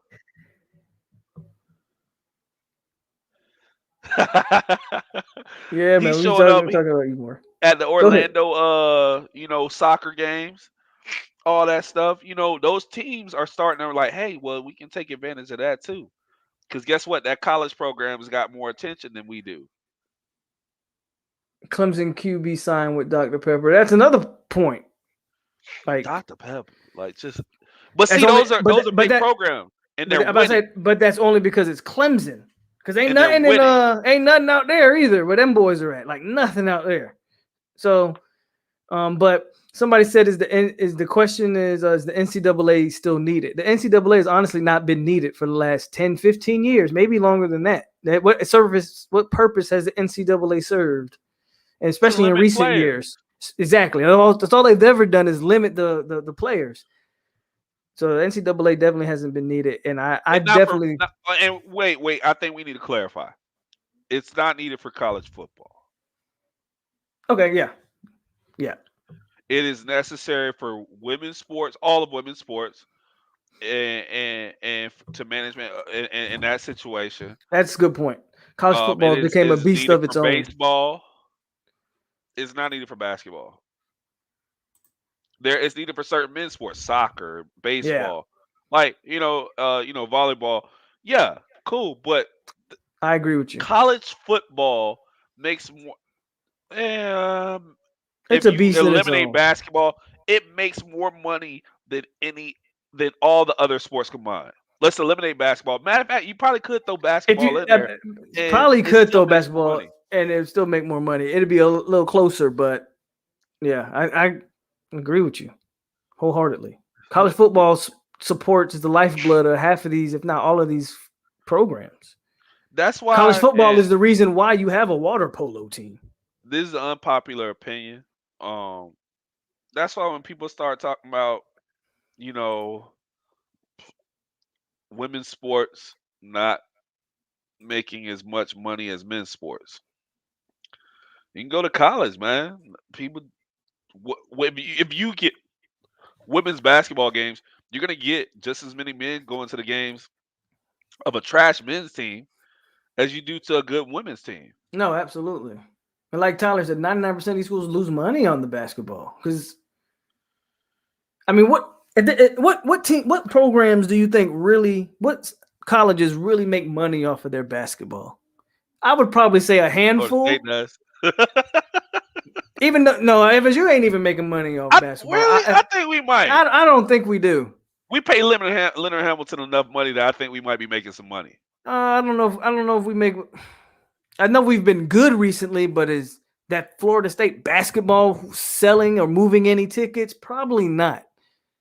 North Carolina would be one because Duke. Jordan's associated with North Carolina. So UNC, obviously Duke, Kansas, Kentucky, maybe UCLA,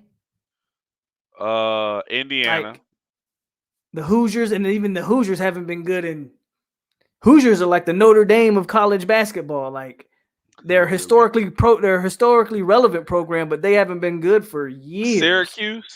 Syracuse makes some money. Maybe Cuse, like that's what I'm saying. Like and now we just reaching. And after that, there you go. And that honestly is probably more along the lines of Duke, UNC, and Kentucky. That's the big money makers. Yeah, that's probably it. I might throw Kansas in there. And maybe Kansas. and maybe UCLA, but UCLA is another one that's historically great, but haven't really been good in recent times. Same thing with UConn. I remember when UConn used to be the top dogs in college basketball. So yeah, I remember when the men and women's team won championship. Yeah, when they were used to kill it. Yeah, but man, like you're not gonna. You can find some like subpar football team. Syracuse football team probably makes more than their basketball team. And nobody goes to those football games. Nobody. FSU probably isn't even breaking even on that. I agree with you, Tyler. Who I don't won think last year's NCAA football championship? You mean basketball? Who asked that? Who won the championship last year for football? We all know. Who won the basketball one though? I don't know. Was it Gonzaga again? Where are you seeing these comments at? Phil Fournier, who won the last year's NFL? You gotta go up to comment. Bama. Well, yeah, we know Bama won that, but I don't think that's what he meant. I mean, he said who won last year's NCAA football championship? I don't think that's what he meant. Really? That's what he was asking? Okay. That's what he asked. NCAA. I mean, unless I don't know. It just seemed like a very. I was taught in there no stupid The questions. NCAA makes its money from men's NCAA tourney. Yeah. Yeah, the NCAA makes its money. We're talking about what these schools are making from their basketball. They ain't making shit. That's my point. The NCAA doesn't have much say in. Yeah, no, you're right about that. Right, you're right. You're right. You are right about that. That's why we're saying firewater. That's why we're saying the NCAA isn't needed for football because they don't have any say in it. So you're right. Baylor won in basketball. Shit. I didn't. I thought. Well, I think they did. Yeah, they beat Gonzaga, right? Yeah. I see. I thought it was Gonzaga won the year before, and they were trying to repeat. So okay, well there you have it. Exactly. What is Philly talking about? There was no NCAA F-ball championship. They make it all in the tournament. Do you mean you mean basketball? Are you trying to say basketball? Zags have won an NCAA championship. What are you talking about? What is? I'm not even getting into that because I don't know what that guy's talking about. By the way, everyone should add Seminole boosters to their Amazon. If you set it up, they will donate a small packet. There you go. Well, all right. Well, Zags have never won, and then ESPN owns the rights to the college football playoffs. We're legit going to keep. Yeah, that's why the SEC has all this money because that's why the Big Ten and the ESPN are in bed. Yep, there you go. Big Ten did that cease and desist. ESPN and the SEC are in bed. ESPN owns the college football playoff. Like, we know how this thing works, man. I don't know what Philly. That really threw me off. I don't know what Philly's talking about. I'm not too sure. Won a national championship, and I'm not too sure what he means. But I don't know. Philly, I don't know. I don't know what you mean. There was definitely an NCAA football championship last year. Are you? I don't know. Gonzaga won a national championship in 2017. Oh, well, maybe I'm wrong. I don't know. Maybe I'm wrong. Shit, about what? About Gonzaga? I swore they won one. No, I don't know. I'm not really on that. I'm more so on this one. But I don't know if the Gonzaga's ever won a national championship or not. Yeah, I don't know what he's talking about there. But because then he went to talk about Gonzaga. Like, I don't know. But I think what it comes down to, man, is football is king in America. I love baseball. Mind you, baseball is my favorite sport. I love baseball. I'm trash at it, but I love baseball, and it's an amazing sport. But yeah, they've never won from what I see. They've only been to the final. They've only been to the Final Four twice, and they were runner-ups both times. I was wrong. So I think Philly got you on that one. He was right, but I'm still confused on what he's talking about because he switched it. What were we right? Was it basketball? Hell yeah, Disney's a monopoly. Tyler, I heard Scotty got done in by Zuminga, the the G League guy. I heard the G League guy did him in though. What up, D Thompson? I did watch my boy Tim Anderson do the walk off. Man, that was amazing. Like, cause I'm a big Giancarlo Stanton fan. We appreciate you, bro. We appreciate you. I'm a big Giancarlo Stanton fan. And Stanton, when he hit that home run, I was like, yes. Like I was actually Adrian to tell you I was going back through some old statuses and all that I was posting and all that I was posting, I realized that year that Giancarlo was tearing it up as a Marlin. I think he was on like 40 home runs at that point, and that was when they hit him with the fastball in the face, man. Broke his face. Just ruined our whole season. We were about to make the playoffs that year, and they hit him in the face. Yeah. Chill out. Wait, what happened? There's this Twitter account, Big Noel. He's not white, but it was funny. I'm telling Terrence, you need to make a Twitter and just follow these like. I got y'all, man. Matter of fact, I'm gonna do it while we. The same night, it was the day that Bobby passed away, and I think it was a way to make everybody laugh. They started acting like this dude was a white dude. This dude he always tweeting about Florida State, and he puts out false nuggets. Like he'll say something crazy like the Trident Noel guy. He's not like Trident Noel's he says a bunch of negative stuff. Big Noel will say something like, let's say Dabo Swinney became available as a coach tomorrow. Big Noel will say something like, Dabo and Mike Norvell are really cousins. But they're not cousins. But he says things like that, and a lot of times people take stuff and they run with that type of stuff. So it was just a little funny thing that they did. But no, Big No's not white. But it was hilarious that night when I was reading those tweets. Everybody was like, and you just got to be there to know what I'm talking about. I love FSU Twitter. I love it. Yo, wow, like that. Yeah, Phil. I'm about to get off here in a minute.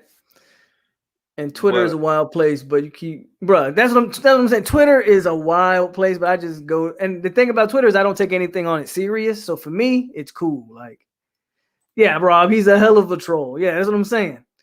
He's hilarious though. He's hilarious.